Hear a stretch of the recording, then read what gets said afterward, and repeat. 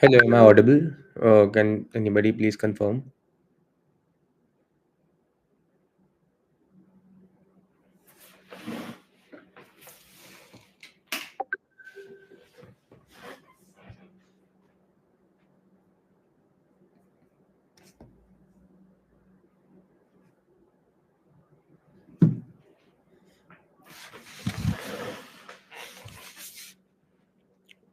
Am I audible?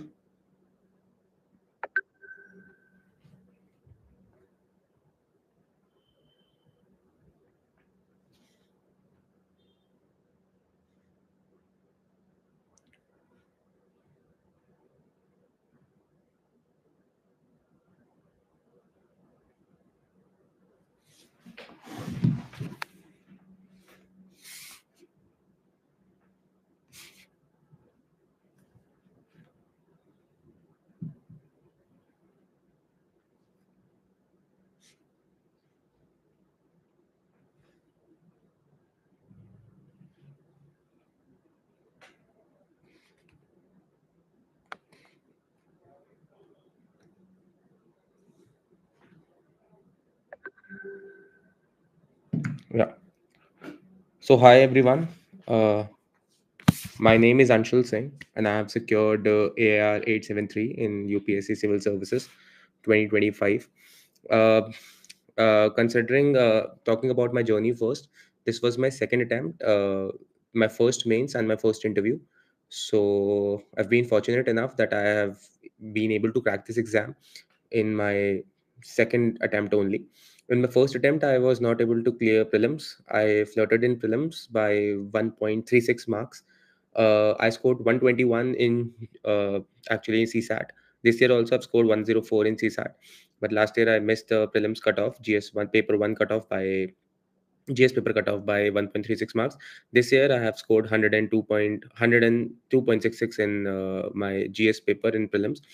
So as far as my journey is concerned, I think first of all, just a brief introduction about myself. I've done my graduation uh, in B Honors Journalism from Delhi University, Delhi College of Arts and Commerce, followed by which I've done my masters in Convergent Journalism from Jamia Millia Islamia, which I completed in 2024.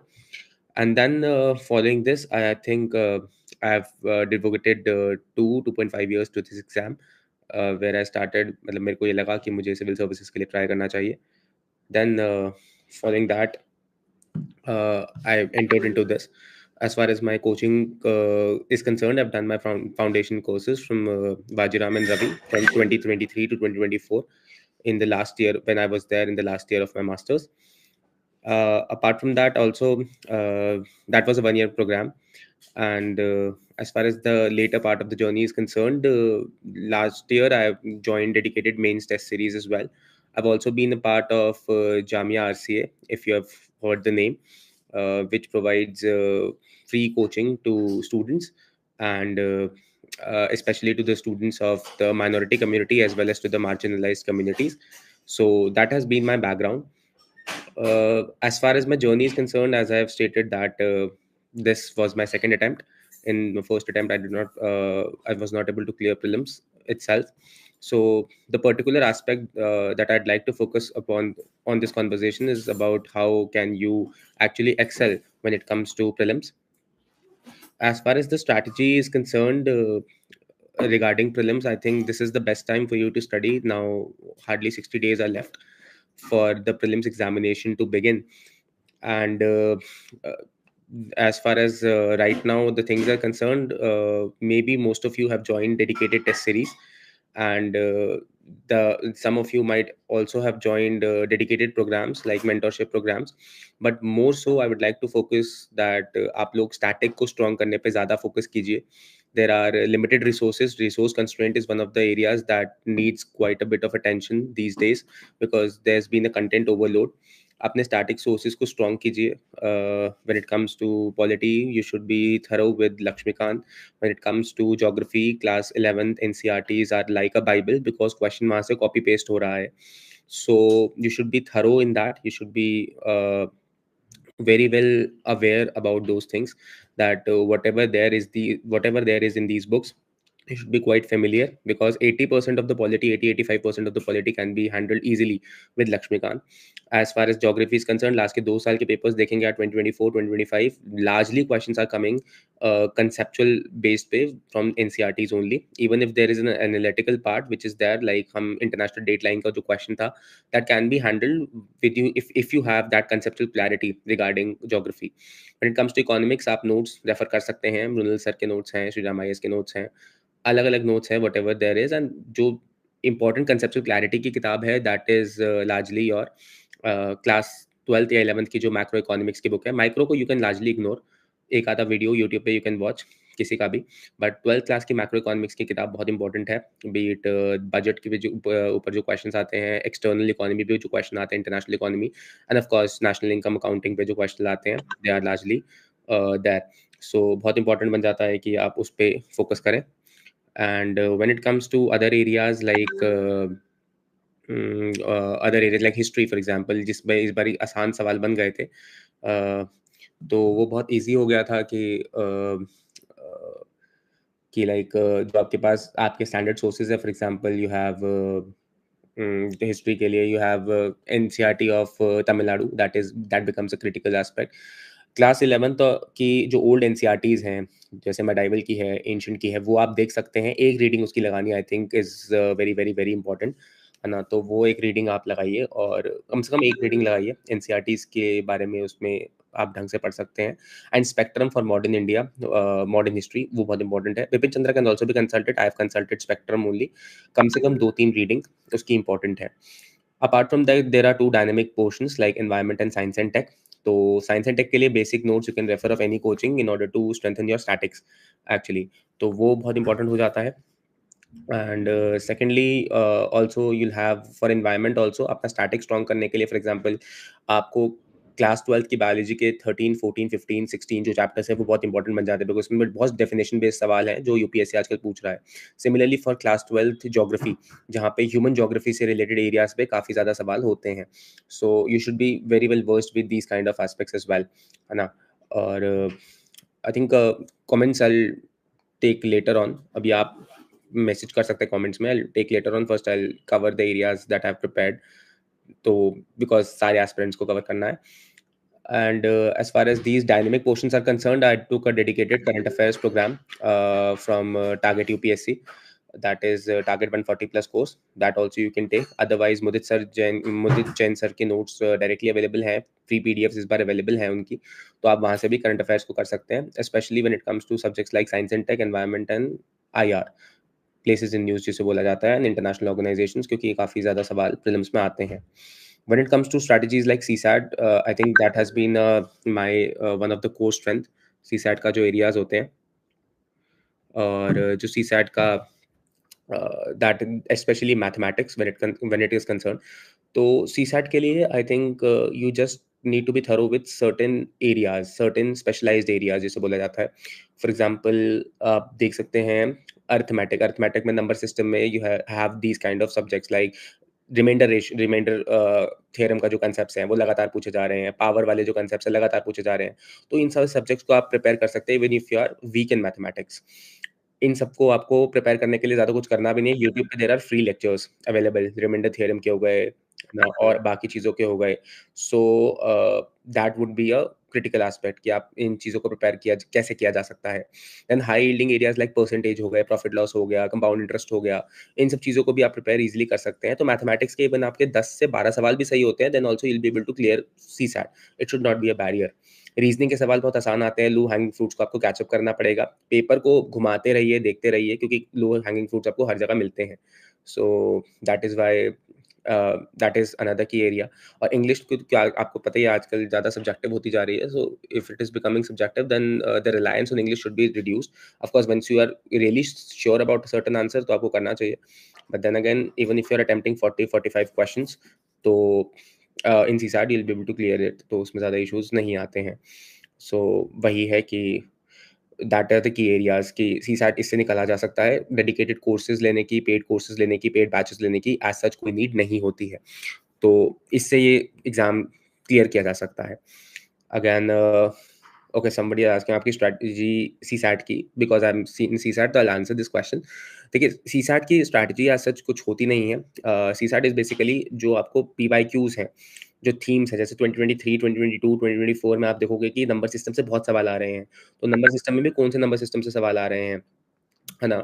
That area becomes area of concern. For example, जो number theorem, जैसे मैंने reminder theorem का बोला, उसके सवाल आ रहा है, तो रिमाइंडर थ्योरम आपको पता होना चाहिए, उसके ट्रिक्स आपको पता होनी चाहिए।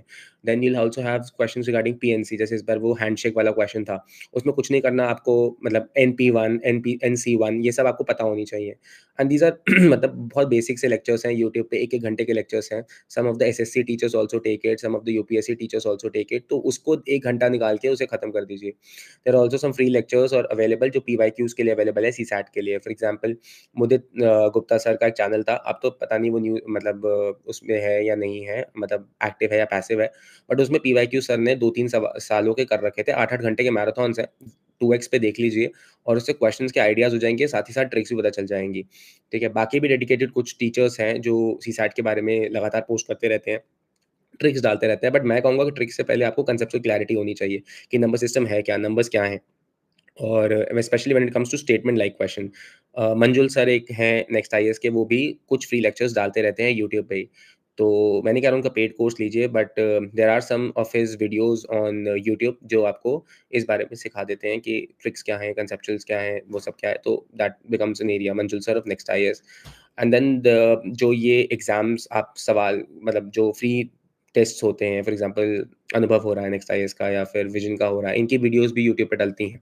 इनमें भी टीचर्स सॉल्व करते हैं और कुछ ट्रिक्स बताते हैं। So there also you can actually have that dedicated guidelines for CSAT when it comes to this particular thing, है ना? तो ये लार्जली सीसैट और प्रीलिम्स की स्ट्रैटेजी है। I think I just see a couple of questions and then I move forward. Sir, I am totally confused, I revise my whole subject but I feel incomplete, negative marking हो रही है test series में। या so this is again critical area, जो actually में देखा जाता है ना? कि नेगेटिव मार्किंग हो रही है। तो नेगेटिव मार्किंग के लिए what I suggest is just that कि मतलब आपको एक स्वीट स्पॉट होना चाहिए in test series that you are doing and eventually the final exam. जैसे व्हाटएवर, मतलब बहुत सारे टॉपर्स ऐसा कहते हैं कि 95, 90 ऐसे 100 सवाल करके आने चाहिए। आई attempted in this attempt in 2025 only 80 questions. 80 questions में से आई करेक्टेड 60 क्वेश्चंस। तो मैं एक्यूरेसी पे गेम खेला था प्रॉपर। देखिए, रिवीजन एक ऐसी चीज़ है जो आपको इस चीज़ से निकाल सकती है बाहर। You must be thorough with your revision. अभी 60 दिन बचे हैं। By the time I was preparing last year, because जब तक मेरा प्रीलिम्स भी क्लियर नहीं हुआ था, I had already revised everything at least once. मान के चलिए कि इन 5 महीनों में या साढ़े 4 महीनों में आपको कम से कम 3 रिविजन्स करने हैं। एटलीस्ट स्टैटिक के तो 3 रिविजन्स करने ही करने हैं। करंट के 2 रिविजन्स भी होंगे, चल जाएगा। But static is one area जिसके आपको 3 रिविजन्स मिनिमम करके जाने हैं, ताकि आप इन चीज़ों को भूलें ना। ये तो हो गया रिवीजन का पार्ट की। और टेस्ट को भी जब आप देते हैं, तो उसकी एक्सप्लेनेशन को भी एक बार कम से कम पढ़ना है। वहाँ की जो इंपॉर्टेंट चीज़ें हैं, उनको नोट्स में लिखना है, ठीक है? तो टेस्ट के भी देने का तरीका है, सिर्फ़ 2 घंटे का टेस्ट देकर उसकी एक्सप्लेनेशन पढ़कर काम नहीं चलता। कुछ चीज़ें आपको याद करनी है वहाँ पे भी। सपोज़ कुछ मिलिट्री एक्सरसाइज़ेज़ हैं जो आपके नोट्स में नहीं थी, तो आपको लिख लिया और आपने कुछ निमोनिक बना लिया और उसको याद कर लिया। कुछ एनवायरनमेंट बेस्ड क्वेश्चन था, कुछ science and tech based question था जो आपके नोट्स में नहीं था, आपने उसे ऐड कर लिया। तो ये तरीके हैं टेस्ट सीरीज़ को देने के। और दूसरा टेस्ट सीरीज़ का जैसे बताया फ़ायदा कि आपको अपनी रेंज पता होनी चाहिए कि 85 से ऊपर अगर मैं अटेम्प्ट कर रहा हूँ, तो मेरा नेगेटिव ज़्यादा जा रहा है। 75 से नीचे मैं अटेम्प्ट कर रहा हूँ, तो मेरा हो ही नहीं पा रहा है। Target for a mock test series should be more than at least 100 marks. आपको वहाँ पे 100 मार्क्स चाहिए चाहिए। अभी इस टाइम पे, क्योंकि 60 डेज़ बचे हैं, even if you are scoring somewhere around 80, 85 marks या 75 भी आ रहा है, तो that's not an area of concern, वो बढ़ जाएगा। आपको एरियाज़ आइडेंटिफ़ाई करने हैं कि फॉर एग्ज़ाम्पल मेरी पॉलिटी में ज़्यादा सवाल नेगेटिव में जा रहे हैं, तो पॉलिटी मुझे अच्छे से रिवाइज़ करनी है। मेरा इकोनॉमी में मुझे सवाल आ ही नहीं रहे हैं, तो मुझे इकोनॉमी अच्छे से रिवाइज़ करनी है। अपने वीक एरियाज़ को आइडेंटिफ़ाई करना है। हिस्ट्री में तो मुझे कुछ समझ ही नहीं आ रहा है, तो हिस्ट्री के मुझे सोर्स कौन-सा लेना है, ये कहाँ से सवाल आया है, ये कहाँ जा रहा है, मेरे पास कितने सोर्सेज़ हैं, ये सब पता करना बहुत ज़रूरी है, ठीक है?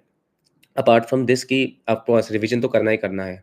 अगर आपको लग रहा है कि 7-8 घंटा पढ़ने के बावजूद भी आपको रिटेंशन नहीं आ रही है, तो आपको निमोनिक्स बनाने पड़ेंगे। आपको टेस्ट सीरीज़ देना पड़ेगा। कुछ लोग लिख के रिवाइज़ भी करते हैं, तो आप लिख के रिविज़न भी कर सकते हैं, क्योंकि आजकल प्रिंटेड नोट्स का ज़माना है, तो हम लोग लिखना बंद कर चुके हैं, बट लिख के भी रिविज़न बहुत अच्छा होता है। तो that is another one area कि जहाँ आप एक्सेल कर सकते हैं। So this is one area from my side at least आपको अपना स्वीट शॉट पता होना चाहिए। जैसे मैं नहीं बोल रहा सबको 80 क्वेश्चन अटेम्प्ट करने हैं मेरी तरह, बट कुछ लोग 95 भी करते हैं, कुछ लोग 100 भी करते हैं, कुछ लोग 90 भी करते हैं, कुछ लोग 75 भी करते हैं। तो that is up to you. You have to identify on the basis of the results of the test series that you are giving कि आपको कितना अटेम्प्ट करना है और किसके बियॉन्ड आपका नेगेटिव में जा रहा है। So that is another area, ठीक है? Coming to another question, sir तैयारी जिस दिन से आप थे उस दिन एग्जाम तक हर नोट्स और बुक कितनी बार रिवाइज किए थे? हाँ, तो मैं ये बता रहा था, देखो एक तो आपकी पहली रीडिंग होती है जिसमें आप कुछ भी रिवाइज नहीं करते हो, है ना? बिकॉज़ अभी वो टाइम नहीं है। These things take place before the prelims examination, दिसंबर से पहले की बातें हैं।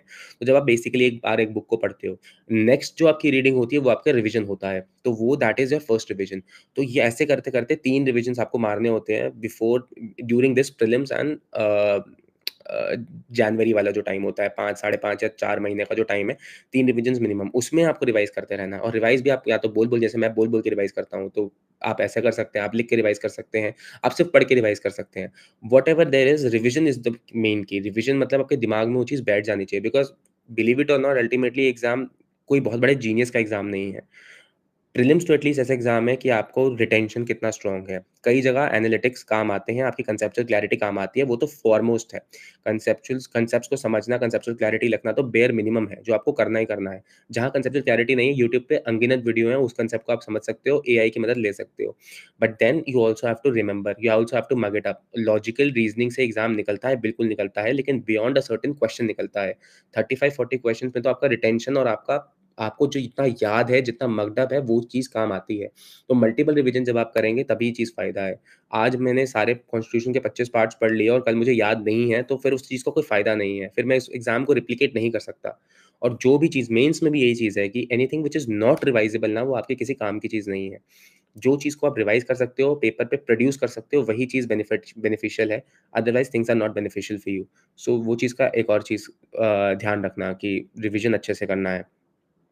Sir, PYQ, reverse engineering and MCQ aptitude without which this exam won't be cracked. Please tell about this. Yes, बिल्कुल सही बात है। देखो PYQs आपको थीम्स प्रोवाइड करते हैं। मैं तो आज भी बोलता हूँ कि like because 2024 was my first attempt और 2023 में यूपीएससी ने एक क्वेश्चन पूछा था कि इसमें से कौन-सा कैमरून बेसिन का पार्ट है ना? नहीं, कोंगो बेसिन का पार्ट है। उसका आंसर कैमरून था, है ना? अगले साल फिर कोंगो बेसिन पे एक सवाल आया था कि कोंगो बेसिन आई थिंक 2024 में। तो themes are getting repeated every day, है ना? आप देखोगे विजयनगर के क्वेश्चन हर बारी आ रहे हैं। संगम लिटरेचर के क्वेश्चन 23-24 दोनों में आया है। ठीक है? और अगर आप बात बुद्धिज़्म, जैनिज़्म, इन ऐसे सवाल हैं जो लगातार पूछे जा रहे हैं। इंडियन फिलॉसफी हो गई, हिंदू फिलॉसफी हो गई, इन सब पे सवाल लगातार बन रहे हैं।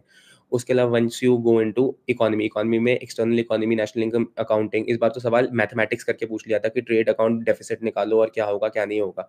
तो ये सारी जो कंसेप्चुअल क्लैरिटी के थिंग्स हैं, जो पीवाईक्यूज़ हैं, ये सब आपको हेल्प करते हैं रिवर्स इंजीनियरिंग जैसा इन्होंने बताया, करने में कि आप इन चीज़ों से आइडिया लगा सकते हो कि यूपीएससी क्या सवाल पूछ रहा है। आप प्रेडिक्ट कर सकते हो, है ना? फॉर एग्जांपल पॉलिटी में इस समय गवर्नर्स का इश्यू बहुत इंपॉर्टेंट चल रहा है, 16 प्रेसिडेंशियल रेफरेंस आया है, एसआईआर आया है। तो ये सारी चीज़ें हैं जो यूपीएससी ने इलेक्शंस पे जैसे सवाल पूछा है, तो एसआईआर पे सवाल पूछा जा सकता है। यूपीएससी ने जैसे गवर्नर पे सवाल पूछा है, तो प्रेसिडेंशियल रेफरेंस का सवाल पूछा जा सकता है। तो ये सब चीज़ें हमें आनी चाहिए।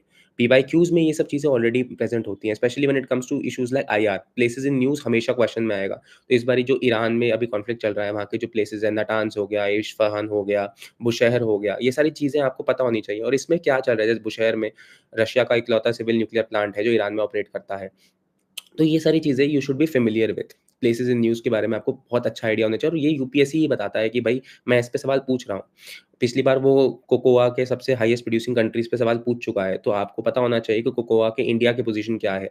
इंडिया का हाईएस्ट ग्रोइंग स्टेट कोकोआ के टर्म्स में कौन-सा है, ठीक है? बाकी जो चीज़ें हैं, जो फॉर एग्ज़ाम्पल न्यूज़ में रही हैं, रेयर अर्थ न्यूज़ में रहे हैं, सबसे ज़्यादा producer of gold, gold news में था, कौन-सा कंट्री सबसे ज़्यादा गोल्ड प्रोड्यूस करता है, किसमें सबसे ज़्यादा रिज़र्व्स हैं, ऑयल रिज़र्व्स पे सवाल आ सकता है। इंडिया कितने नंबर पे है, कितना परसेंटेज ऑफ अराउंड स्पेसिफिक वो इंपोर्ट करता है, एलएनजी पे, एलपीजी पे इंपोर्ट डिपेंडेंस हमारी कौन से गल्फ नेशंस पे ज़्यादा है। तो these are the things that जो पीवाईक्यूज़ ही आपको बताते हैं ना, तो बहुत इंपॉर्टेंट है पीवाईक्यूज़ को स्टडी करना। सर टेस्ट एक्सप्लेनेशन पढ़ने में बहुत टाइम लग जाता है, maximum 3 hours, this is my weakness please. हाँ, हाँ, बिल्कुल सही। देखो, इसमें ज़्यादा कुछ तो नहीं हो सकता because that is a fact, आपने सही बताया। देखिए, एक्सप्लेनेशन को हमेशा ऐसे पढ़ना है कि जो एरियाज़ हमें आते हैं, उसे हमें स्किप करना है ना?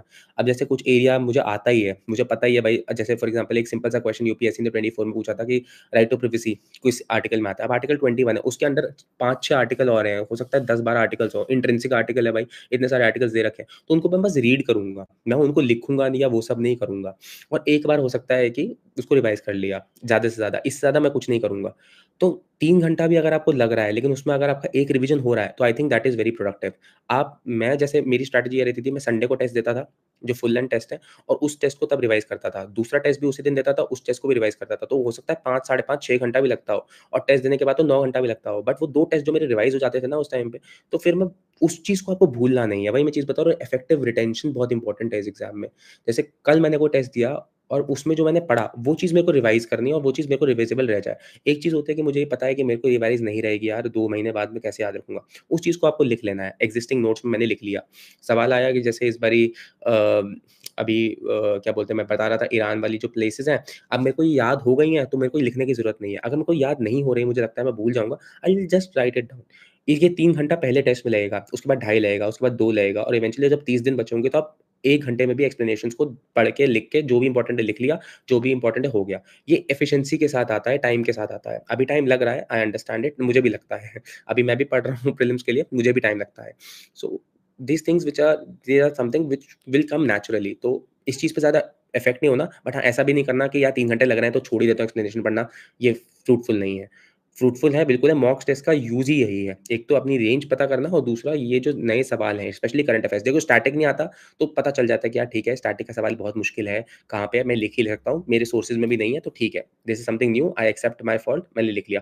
बट करंट अफेयर्स के जो सवाल हैं, क्या पता कुछ रिपीट हो जाए एग्ज़ाम में, क्या पता कुछ ऐसा हो जाए जिसको आपको एलिमिनेट करने में मदद मिल जाए। तो करंट अफेयर्स के क्वेश्चन तो कभी भी मॉक टेस्ट से नहीं छोड़ने हैं, बिकॉज़ वहाँ पे भी एक डेडिकेटेड टीम है जो बना रही है, तो उसको भी थोड़ा-सा क्रेडिट दे देते हैं ना। हुँ, और सर टाइम मैनेजमेंट के बारे में थोड़ा गाइड कीजिए। टाइम मैनेजमेंट ऐज़ इन मतलब कितने घंटे पढ़ना है? देखिए, घंटे के हिसाब से आप कभी ना, मेरे हिसाब से ना पढ़िए और ना पढ़ना चाहिए। आपको इफेक्टिव लर्निंग के बेसिस पे पढ़ना है। आपको पढ़ना इस बेसिस पे है कि अ, जो भी आपकी आई मीन जो इफेक्टिव रिटेंशन की स्पीड है वो सही हो जाए, और बाकी बस इतना ध्यान रखना है कि जो भी मैंने आज के टारगेट सेट किए हैं ना, मैं वो पढ़ पाऊँ। उसके बाद आप खुद देखोगे, अगर आज मैंने सेट किया कि मुझे पार्लियामेंट, फंडामेंटल राइट्स और प्रेसिडेंट और यूनियन गवर्नमेंट पूरा पढ़ना है, और अगले दिन मुझे पता चला कि मैं 4 टॉपिक बोले थे, मैं 3 ही पढ़ पाया, 1 नहीं पढ़ पाया। अगले दिन का टारगेट आप 1 कम ही रखोगे। आपको अपनी चीज़ पता चलती है। ऑफ़ कोर्स आपको अपनी लिमिट ब्रीच करनी है, बट इफेक्टिव टाइम मैनेजमेंट इसी के हिसाब से है कि आपको सब कुछ देखना है, और please don't compromise your social life over this. दोस्तों से मिलो, फैमिली के साथ टाइम स्पेंड करो, 1 घंटा डेडिकेटेडली कुछ एक्सरसाइज़, रनिंग वगैरह करो, नीचे जाके कुछ खेलो, वो बहुत इंपॉर्टेंट है। ठीक है? मतलब घर पे बैठे रहना is not the solution. Of course mains के टाइम पे एक अलग गाइडेंस होता है, एक अलग एटमॉस्फेयर होता है, तब ठीक है, थोड़ा बहुत आप रह सकते हो, बट अभी इतना ज़्यादा चिल एटमॉस्फेयर रखना है, अपने आप को इतना ज़्यादा टेंस नहीं रखना है कि ये बहुत बड़ा एग्ज़ाम है और ये सब है, तो वही। जीएस 1, 2, 3 के कितने पेजेज़ के नोट्स बनाए थे सर, और रिवीजन के बाद? हाँ, अब मेंस पे आ जाता है, तो मेंस की गाइडेंस के लिए अगर हम देखें तो आई think this was my first mains, तो my mains preparation but started not this time, it started when I flirted in prelims in 2024। तो 2024 के जो जून से लेकर के दिसंबर का टाइम था, I dedicatedly give towards mains only, वो मैंने मेंस को ही दिया, और मेंस में इंक्लूडिंग ऑप्शनल को दिया, ठीक है? उसमें मैंने टेस्ट सीरीज़ भी जॉइन की मेंस की, और ऑप्शनल की भी टेस्ट सीरीज़ जॉइन की। तो उससे फ़ायदा ये होता है कि आप ऑलरेडी उस रेस में आगे रहते हैं। For example some of you who are appearing this year in 2026 might not be well prepared for mains, और कुछ लोगों का देखना आप, प्रीलिम्स होगा और मेंस में उन्हें कुछ नहीं आता होगा। वो हम में से ही होंगे जिनका प्रीलिम्स क्लियर होगा, and the reason for that is that कि हमारी जो कोचिंग इंडस्ट्री है, वो कोचिंग इंडस्ट्री भी और मेंटरशिप भी लार्जली डिपेंडेंट प्रीलिम्स पे है, कि सबका प्रीलिम्स क्रैक कराना है। बाकी तो मेंस वाले तो वही बच्चे होंगे जो रिपीटर्स होंगे, ऐसा होगा, वैसा होगा, नए बच्चे बहुत कम निकालते हैं, दैट इज़ अ फैक्ट। अब देखोगे कि मैक्सिमम जो लोग एग्ज़ाम निकाल रहे हैं, उनका दूसरा-तीसरा मेंस था, and the reason for that is कि पहले मेंस में किसी को पता ही नहीं होता है कि ढंग से क्या करना है, कैसे करना है, क्यों करना है। उसका रीज़न ये है कि मेंस ऐसी चीज़ है जो प्रीलिम्स के बाद नहीं की जा सकती है। मतलब ऐसे होंगे बच्चे जो बोलेंगे कि प्रीलिम्स के बाद मैंने सर मेंस का पढ़ाया और मैं क्रैक कर गया एग्ज़ामिनेशन को, बट ये चीज़ प्रैक्टिकली करना बहुत मुश्किल काम है। उसका रीज़न ये है कि 3 महीने मिलते हैं, अब उस 3 महीनों में आप नोट्स बनाओगे कि आप क्या करोगे? तो आई ऑलवेज़ सजेस्ट कि जब भी आप प्रीलिम्स दे रहे हो, make sure you are mains ready, because prelims हो भी जाएगा और फिर मेंस नहीं होगा तो उसका कोई यूटिलिटी नहीं है, because mains is the one that will get you through this examination. ठीक है? बात कर लेते हैं स्ट्रैटेजीज़ की, तो बिल्कुल वन पेजर नोट्स का कोई सब्स्टिट्यूट नहीं है, and that is the area कि मैंने 2024 में जैसा आपको बताया जून से लेकर दिसंबर I prepared comprehensively one pager notes, जिसमें मैंने टॉपिक वाइज़ नोट्स बनाए, सिलेबस वाइज़। ठीक है?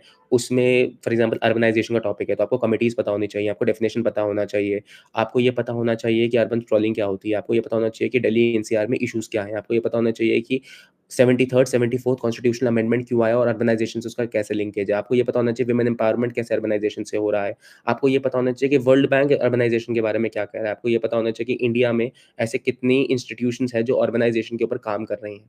तो ये एक वर्ड के ऊपर आपका रिसर्च होता है। ऑफ कोर्स फिर उसके बाद चैलेंजेस आएँगे, सॉल्यूशंस आएँगे, रिपोर्ट्स आएँगी, कमिटीज़ आएँगी, सजेशंस आएँगे, रिकमेंडेशंस आएँगी, है ना? तो नॉन और एनजीओज़ भी जो अर्बनाइजेशन के बारे में काम कर रहे हैं, क्या हज़ार्ड्स हैं इस चीज़ के, वो सब पता होना चाहिए। तो एक पेजर नोट्स के बारे में आपको ये सब होना चाहिए, और वही अगेन कि एक पेजर नोट्स इसलिए बनाना ज़रूरी है क्योंकि आपको रिवीजन करना है।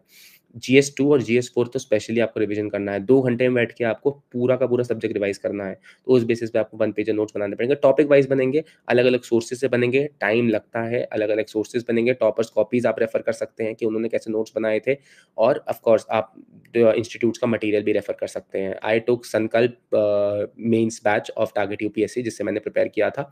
कोई भी एमएमपी, सारथी का बहुत सारी चीज़ें हैं जो आप कर सकते हो। मेंस के डेडिकेटेड कोर्सेज़ वो चलाते हैं लोग, सो व्हाटएवर सूट्स यू।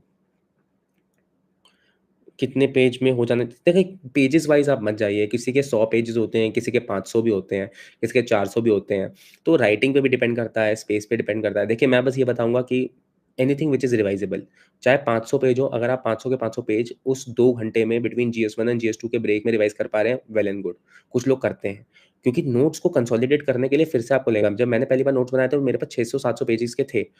तो उनको मैंने फिर कंसोलिडेट करने के लिए मेरे पास इतना टाइम ही नहीं था। तो what I did simply was कि मैंने जो-जो चीज़ें इंपॉर्टेंट नहीं लगी उनको काटता गया, या उनको लास्ट मोमेंट के लिए नहीं रखा कि ये वर्ड पढ़ना है, ये वर्ड पढ़ना है, क्योंकि लास्ट में आपको वर्ड्स पढ़ने हैं, कीवर्ड्स लिखने हैं और कीवर्ड्स पढ़ने हैं। पूरा-पूरा सेंटेंस तो आप रिवाइज़ कर ही नहीं पाओगे उन 2 घंटों में ना। तो उन चीज़ों को काटते रहिए, छोटा करते रहिए, वहीं पे कुछ ना कुछ लिखते रहिए। अगर आपके नोट्स बल्की भी हैं, 400-500 पेज के हैं, क्योंकि अभी टाइम नोट्स कंसोलिडेशन का नहीं है। अभी काम ये है कि जितने बन गए हैं वेल एंड गुड है, अभी प्रीलिम्स के लिए पढ़ने का टाइम है। फिर बाद में यू कैन 3 मंथ्स जब मिलेंगे तो रिवाइज़ करते-करते you can shorten up your notes. ने पूछा sir what about science and tech? देखिए, साइंस एंड टेक के लिए सबसे बेसिक मैंने, क्योंकि मैंने वाजीराम से फाउंडेशन किया है, तो मैंने जो स्टार्टिंग के कंसेप्चुअल क्लैरिटी जो मेरी साइंस एंड टेक है, वो वही नोट्स है वाजीराम के। अगर आपको मार्केट से मिले आप ले सकते हैं, अच्छे नोट्स हैं। विजन के हैं, काफ़ी लोगों के हैं। बुक्स मुझे ज़्यादा पता नहीं है साइंस एंड टेक की, बिकॉज़ मेरा बैकग्राउंड साइंस का था टिल क्लास 12, तो मुझे इतनी ज़्यादा इश्यूज़ नहीं आए इससे, क्योंकि ये ऐसे सब्जेक्ट्स हैं, एनवायरनमेंट हो गया, साइंस एंड टेक हो गया, जो कंसेप्चुअल क्लैरिटी बहुत इंपॉर्टेंट है। मतलब आपको कंसेप्ट समझ में आना चाहिए, आपको पता होना चाहिए कि न्यूक्लियर टेक्नोलॉजी में न्यूक्लियर फिजन और फ्यूजन होता क्या है? तब आप बताओगे कि यूरेनियम डाइऑक्साइड किसमें यूज़ होती है, तब आप बताओगे कि मोल्टन सॉल्ट रिएक्टर्स क्या हैं, पहले आपको कंसेप्ट पता होना चाहिए। सिमिलरली फॉर एनवायरनमेंट आपको पता होना चाहिए कि नीश क्या होता है, उसके बाद आप आगे जाओगे कि आप बोलोगे हैबिटेट क्या होता है, अलग-अलग चीज़ें क्या होती हैं। तो कंसेप्चुअल क्लैरिटी बहुत इंपॉर्टेंट है। अब वो आपको नोट से लेना पड़ेगा या फिर आपको क्लासेस से लेना पड़ेगा। अभी तो क्लासेस का टाइम है नहीं, क्योंकि 26 का अटेम्प्ट हम लोग टारगेट कर रहे हैं। तो आप क्या कर सकते हो, आप सीधा नोट्स उठाओ, ठीक है? मार्केट में जाके किसी भी इंस्टीट्यूट के नोट्स उठाओ और आपने उसके कर लो। उसके बाद जब कंसेप्चुअल क्लैरिटी क्लियर हो गई, क्योंकि क्वेश्चन इस पे कंसेप्चुअल क्लैरिटी का 1 या 2 आता है। For example we are seeing definition based questions. एक आया था I think aero microorganisms का कोई क्वेश्चन उन्होंने पूछा था। I am not able to recollect the entire कुछ बायोटेक्नोलॉजी से रिलेटेड क्वेश्चन था, जो डेफिनिशन बेस्ड क्वेश्चन था। ऐसे भी सवाल आते हैं, लेकिन जनरली आपको ऐसे सवाल आएँगे कि इसका एप्लीकेशन क्या है? ये कहाँ का यूज़ होता है? अमोनिया किन-किन प्लांट्स में यूज़ होता है? अमोनिया का प्रोसेस क्या है? क्या एंड प्रोडक्ट्स हैं? क्या बाय प्रोडक्ट्स हैं? तो वो डायनामिक पोर्शन है और उसके लिए करंट अफेयर्स करना ज़रूरी है। कंसेप्चुअल क्लैरिटी हुई, फिर आपने करंट अफेयर्स उठा लिए। चाहे मुदित जैन सर के नोट्स कर लो, चाहे किसी के भी कर लो करंट अफेयर्स से। तो ऐसे प्रीलिम्स के लिए तो ऐसे ही होगा। मेंस के लिए अलग-अलग टेक्नोलॉजीज़ से होगा कि टेक्नोलॉजी क्या है, कैसे है, कब बनी, कैसे बनी, क्या न्यूज़ में चल रहा है, इंडिया के एस्पिरेशंस क्या हैं, इंडिया का टारगेट 2035 में जो भारत अंतरिक्ष वो उसका है, वो कैसे है, ठीक है? शुक्रयान का हमारा मिशन कब है? अभी 2 missions PC I think PSLV C62 के फेल हुए हैं 2 मिशन्स, वो मिशन्स कौन से थे? कौन-सा पार्ट खराब हुआ? कैसे वो है? So these are the important things और सब करना है। स्पेस टेक भी करना है, ठीक है? उसके अलावा नैनो टेक भी करना है, न्यूक्लियर टेक्नोलॉजी भी करना है, बायोलॉजी भी करना है, मेडिकल साइंस वाले जो डिस्ट्रप्शंस है वो भी करना है। तो सब साइंस एंड टेक में कंप्लीट, एआई भी करना है, रोबोटिक्स भी करना है, सब कुछ करना है। छोड़ना कुछ भी नहीं है साइंस एंड टेक में। वही बस, लेकिन बस करंट डेवलपमेंट्स करके जाओगे बहुत है। हुँ। सर मेरा ऑप्शनल पीएसआईआर था। मैथ्स वीक है, देखिए मैथ्स वीक है तो फिर क्लासेस ही लेनी पड़ेंगी। आपको आप क्लासेस यूट्यूब पे फ्री लेक्चर्स मिल जाएँगे। उसके लिए आप कुछ ज़्यादा कर नहीं सकते, क्योंकि मैथ्स ऐसी चीज़ है जो आप पढ़ के नहीं समझ सकते। तो या तो आप डेडिकेटेड सीसैट का कोर्स जॉइन कर लीजिए, मुझे आइडिया नहीं है। लेकिन यूट्यूब पे भी आपको फ्री लेक्चर्स मिल जाएँगे, काफ़ी अच्छे फ्री लेक्चर्स हैं, जो टॉपिक वाइज़ आपको करने हैं। 2-4 टॉपिक्स उसके अच्छे से करके जाओ, जैसे number system, PNC, percentage, profit and loss और कंपाउंड इंटरेस्ट, सिंपल इंटरेस्ट, ये सब एंड हो जाएगा। या पीडब्ल्यू कोचिंग के बारे में I don't have any idea, लेकिन वही है कि ऋषभ सर वहाँ पे अच्छे हैं जो सीसैट पढ़ाते हैं, और उनके जो टॉप 100 क्वेश्चंस आते हैं ना लास्ट में, वो एक बारी देख लेना। मैंने पिछली बार देखे थे, एक सवाल हिट हो गया था मजोराना वाला, जो माइक्रोसॉफ्ट की चिप वाला सवाल था। तो वो उन्होंने टॉप 100 क्वेश्चंस आते हैं कि these are the top 100 questions, देख सकते हो उसको, उनके लास्ट में लेक्चर्स यूट्यूब पे आते हैं। हिंदी मीडियम के करंट अफेयर्स मुझे आइडिया नहीं है, आई एम सो सॉरी, सो आपको कंसल्ट करना पड़ेगा किसी और को। 2028 टारगेट करना है, तो अभी तो आप बहुत ही यंग फेज़ में हैं। अभी तो आप बस ये है कि बेसिक सोर्सेज़ से स्टार्ट कीजिए, लक्ष्मीकांत या हिस्ट्री की स्पेक्ट्रम उठाइए, उनकी एक रीडिंग लगाइए, पढ़ते रहिए, न्यूज़पेपर साइड बाय साइड पढ़ते रहिए, और जो भी डाउट्स हैं उसे किसी न किसी मीडियम के थ्रू आप करते रहिए। आई मीन अभी तो बस स्टार्ट है, तो पढ़ते रहिए, और इवेंचुअली आंसर राइटिंग वगैरह सब लास्ट में आ जाएगा। डेली के 5 पीवाईक्यूज़ देखते रहिए और हो जाएगा। मतलब प्रीलिम्स क्वेश्चंस देखते रहिए। सर वन टाइम रिवीजन हुआ है अभी, economy, polity, science and tech, art and culture बचा हुआ है, and I am feeling so depressed. देखिए डिप्रेशन तो बिल्कुल भी नहीं करना है ना? अब बचा हुआ है तो बचा तो रहेगा ही जब तक हम करेंगे नहीं। लेकिन फिर भी काफ़ी हो गया है फर्स्ट टाइम रिवीजन, है ना? और इकोनॉमी, पॉलिटी तो ऐसी चीज़ें हैं जो आपको स्टार्टिंग में रिवाइज़ करनी चाहिए। बिकॉज़ आप देखेंगे कि प्रीलिम्स जिनका भी निकल रहा है ना, उनके 2 एरियाज़ बहुत स्ट्रॉन्ग होते हैं, एक पॉलिटी और एक इकोनॉमी। ये 2 ऐसे सब्जेक्ट्स हैं जो बहुत ही ज़्यादा हाई वेटेज कैरी करते हैं, और इनको अगर आप गलत करके आते हो ना, तो आपका प्रीलिम्स हो सकता है ना हो। इस बार हो सकता था बिकॉज़ इस बार हिस्ट्री बहुत आसान आ गया था। नहीं तो यूजुअली आप देखोगे कि ये दोनों कंसेप्चुअल क्लैरिटी के ऊपर सवाल होते हैं, और दूसरा इन क्वेश्चंस पे ज़्यादा मुश्किलें लोगों को नहीं आती हैं। पॉलिटी में 80% 90% क्वेश्चन लोग सही करते हैं, इकोनॉमी में भी अब सेम ट्रेंड देखने को मिला है, बिकॉज़ सवाल जो है वो एनालिटिकल ज़रूर है, लेकिन कंसेप्चुअल क्लैरिटी अगर किसी की क्लियर है, किसी को एप्रिसिएशन, डेप्रिसिएशन समझ में आता है, किसी को नीर, रीर समझ में आता है, तो वो सवाल कर सकता है। तो इन चीज़ों की तो रिवीजन सबसे पहले कीजिए, क्योंकि यही सवाल टेस्ट सीरीज़ में भी सबसे अच्छा होंगे। और जब देखेंगे आप ट्रेंड, जब आपका इकोनॉमी और पॉलिटी स्ट्रॉन्ग होगा ना, तब आपके मार्क्स कम से कम 80 हिट करेगा। 80 से नीचे कभी नहीं जाएगा, और जब 80 हिट कर गया तो आपको बाकी सब्जेक्ट्स करके आपके 100 आराम से हो जाएगा। तो ये चीज़ें हैं, इनका ध्यान रखिए। और रिवीजन अभी 60 दिन बचे हैं, 60 दिन में आप कम से कम 2 बार रिवीजन कर सकते हैं। एफिशिएंसी थोड़ी-सी बढ़ा दीजिए, 30-30 दिन के 2 रिवीजन्स और हो जाएगा। Sir do we have to read Laxmikanth line to line? देखिए पहली रीडिंग में तो कोशिश कीजिए लाइन टू लाइन पढ़ें, बट अब पहली रीडिंग का टाइम ही नहीं है। अब तो आपने जो हाइलाइट किया है या जो आपने पढ़ा है, जैसे मैंने चैप्टर वाइज़ नोट्स बना रखे थे लक्ष्मीकांत के अपने नोटबुक में, तो मैं बस वही करता था। मैंने उसके बाद बुक भी खोल के नहीं देखी, क्योंकि मैंने एक बार पढ़ी, उसके बाद second time when I revised, मैंने वहीं पे नोट्स बना लिए, हैंड रिटन नोट्स अपनी नोटबुक में, जहाँ पे मैंने ऑलरेडी कोचिंग नोट्स बना रखे थे, वहीं पे I kept on adding them, और वहीं से हो गया था। तो लाइन टू लाइन एक बार तो रीड करनी चाहिए, लेकिन अभी उस रीडिंग का टाइम नहीं है। टेस्ट सीरीज़ फॉर प्रीलिम्स, कोई भी टेस्ट सीरीज़ व्हाटएवर, देखिए मेरा शेड्यूल जो टेस्ट सीरीज़ का रहता था वो मैं बताना भूल गया। मैंने बाजीराम का कैंप लिया था पिछले साल, तो उसमें क्या था कि जैसे 15 दिन डेडिकेटेडली एक सब्जेक्ट फॉलो होता था। फॉर एग्ज़ाम्पल जनवरी 1 से जनवरी 15 वाज़ पॉलिटी। अब उसमें क्या था कि 5 sectional test, 1 current affairs test और 1 फुल लेंथ टेस्ट, 60 टेस्ट होते थे अल्टरनेटिव डेज़ पे। तो एक दिन मैं लगातार वही सब्जेक्ट्स पढ़ रहा था उस सेक्शनल टेस्ट के। फॉर एग्ज़ाम्पल पहले दिन टेस्ट है पार्लियामेंट का, प्रेसिडेंट का, यूनियन गवर्नमेंट का, फंडामेंटल राइट्स का। तो पहले दिन मैं वही सब पढ़ रहा हूँ। उसका टेस्ट दिया, उसका 50 नंबर का टेस्ट हुआ, 50 क्वेश्चन का टेस्ट हुआ। वो लिख के उसके नोट्स बनाए और कर लिया। Then moving on to the next thing, अगले दिन जो सवाल होगा वो एडीएल पे होगा, गवर्नर पे होगा, स्टेट गवर्नमेंट पे होगा, ठीक है? उसके लिए पढ़ लिया, and then I used to do that. Third दिन जुडिशरी पे सवाल आया। थर्ड दिन जुडिशरी का टेस्ट हुआ, तो जुडिशरी के लिए हाई कोर्ट, टेस्ट कोर्ट, तो ऐसा हुआ। तो आप एक टेस्ट सीरीज़ तो ऐसी फॉलो कर सकते हैं, जिससे आपके पास रिवीजन टॉपिक वाइज़ होता रहे, उसका सेक्शनल दे दिया अपने आप को इम्प्रूव करने के लिए, और उसके बाद आप आगे बढ़ते रहे। फिर 15 दिन के बाद करंट अफेयर्स का भी टेस्ट हो गया, फिर 15 दिन के बाद इकोनॉमी स्टार्ट हुआ। तो पहला रिवीजन 30th मार्च तक यही हो गया 6 सब्जेक्ट्स का। देन सेकेंडली फिर मैं अपना रिवीजन करा था 30 दिन अप्रैल तक, एंड देन फाइनली उनके 10 मॉक टेस्ट थे। तो आप वाजीराम का कैंप्स ले सकते हैं इफ इट्स फिजिबल, या फिर ऐसे इंस्टीट्यूट्स की बहुत सारी हैं जो सेक्शनल के बाद फुल लेंथ लेते हैं, तो आप वो भी फॉलो कर सकते हैं। That will also help you. कितने मंथ की प्रेप एडिक्वेट है 12th? देखिए, प्रेप तो ऐसा कुछ नहीं है, क्योंकि एवरी एस्पिरेंट चाहे वो अपने 5th या 6th अटेम्प्ट में भी हो, वो भी प्रिपरेशन करता रहता है। बट आप बेसिक फाउंडेशन क्लियर करने के लिए of course you'll need around 10 months का प्रिपरेशन टाइम तो चाहिए।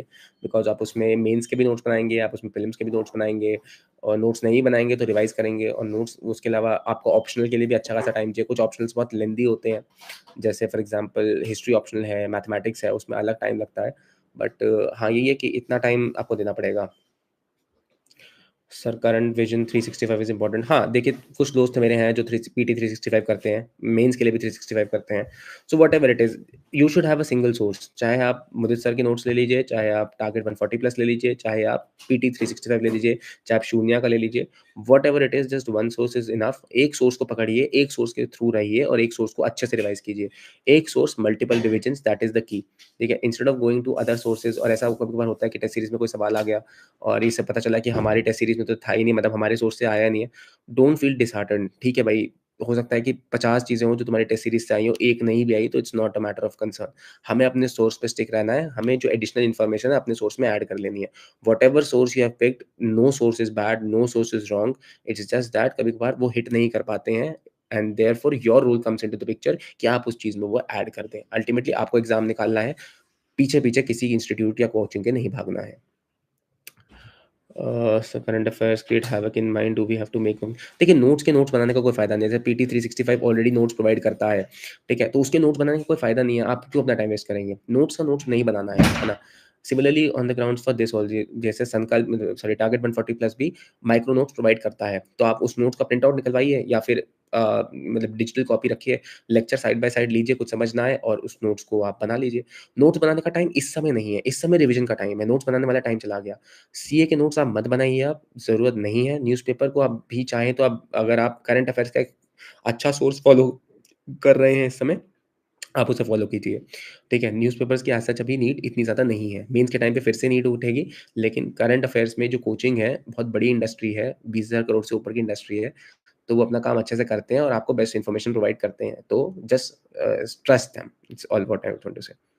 कितने मॉक टेस्ट देने चाहिए आइडियल? देखिए, आइडियल कोई मॉक टेस्ट नहीं होते। जैसे पिछली बार I think I give more than 60 if you include sectional test also, है ना? आपको आपकी रेंज चेक करनी है, जितने आपको अच्छे लगे। कम से कम एक संडे में 2 टेस्ट तो दे देने चाहिए, एक सीसैट और एक नॉर्मल। अगर 2 जीएस देने हैं तब भी ठीक है, क्योंकि सीसैट तो लोगों का स्ट्रॉन्ग होता है। मैंने पिछली बार सीसैट के सिर्फ हार्डली 4 टेस्ट दिए थे, बिकॉज़ आई वाज़ श्योर कि मतलब सीसैट मेरा बैरियर नहीं है। जीएस के मैंने जैसे बताया 60 दिए थे, सेक्शनल इंक्लूडिंग। इस बार मैं इतने देने की नहीं सोच रहा हूँ, तो दैट डिपेंड्स कि अगर आपको लगता है कि आपको और मॉक्स देने चाहिए तो दीजिए। अगर आपको लगता है स्कोर्स बहुत कम है तो दीजिए। अगर आपको लगता है, लेकिन ऐसा भी नहीं कि मॉक्स ही मॉक्स दे रहे हैं और कुछ पढ़ ही नहीं रहे हैं। Revision ultimately is the king, है ना? तो रिवाइज़ कर पाएँ और उसके बीच में मॉक्स दे पाएँ, इतने मॉक्स आइडियल हैं। आई थिंक 15 टू 20 मॉक्स तो आपको देने ही चाहिए, है ना? बिकॉज़ दैट ऑल्सो, और ऑफलाइन देने चाहिए। Online beyond a certain point नहीं, बिकॉज़ अल्टीमेटली एग्ज़ाम प्रेशर और वो सब फीलिंग्स जो हैं वो वहीं क्रिएट होती हैं। तो that should be the thing, है ना? Optional is PSIR, so some tops are saying notes are not required for prelims.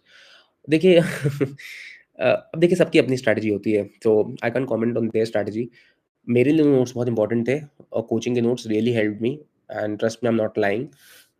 तो मेरे लिए बहुत हेल्प किया, हो सकता है उन लोगों के लिए ना किया हो। जैसा मैं बता रहा हूँ कि नोट्स जो हैं वो कभी-कभार खुद नहीं बनाते, बट प्रिंट आउट्स निकाल लेते हैं, या डिजिटल कॉपीज़ में नोट्स होते हैं।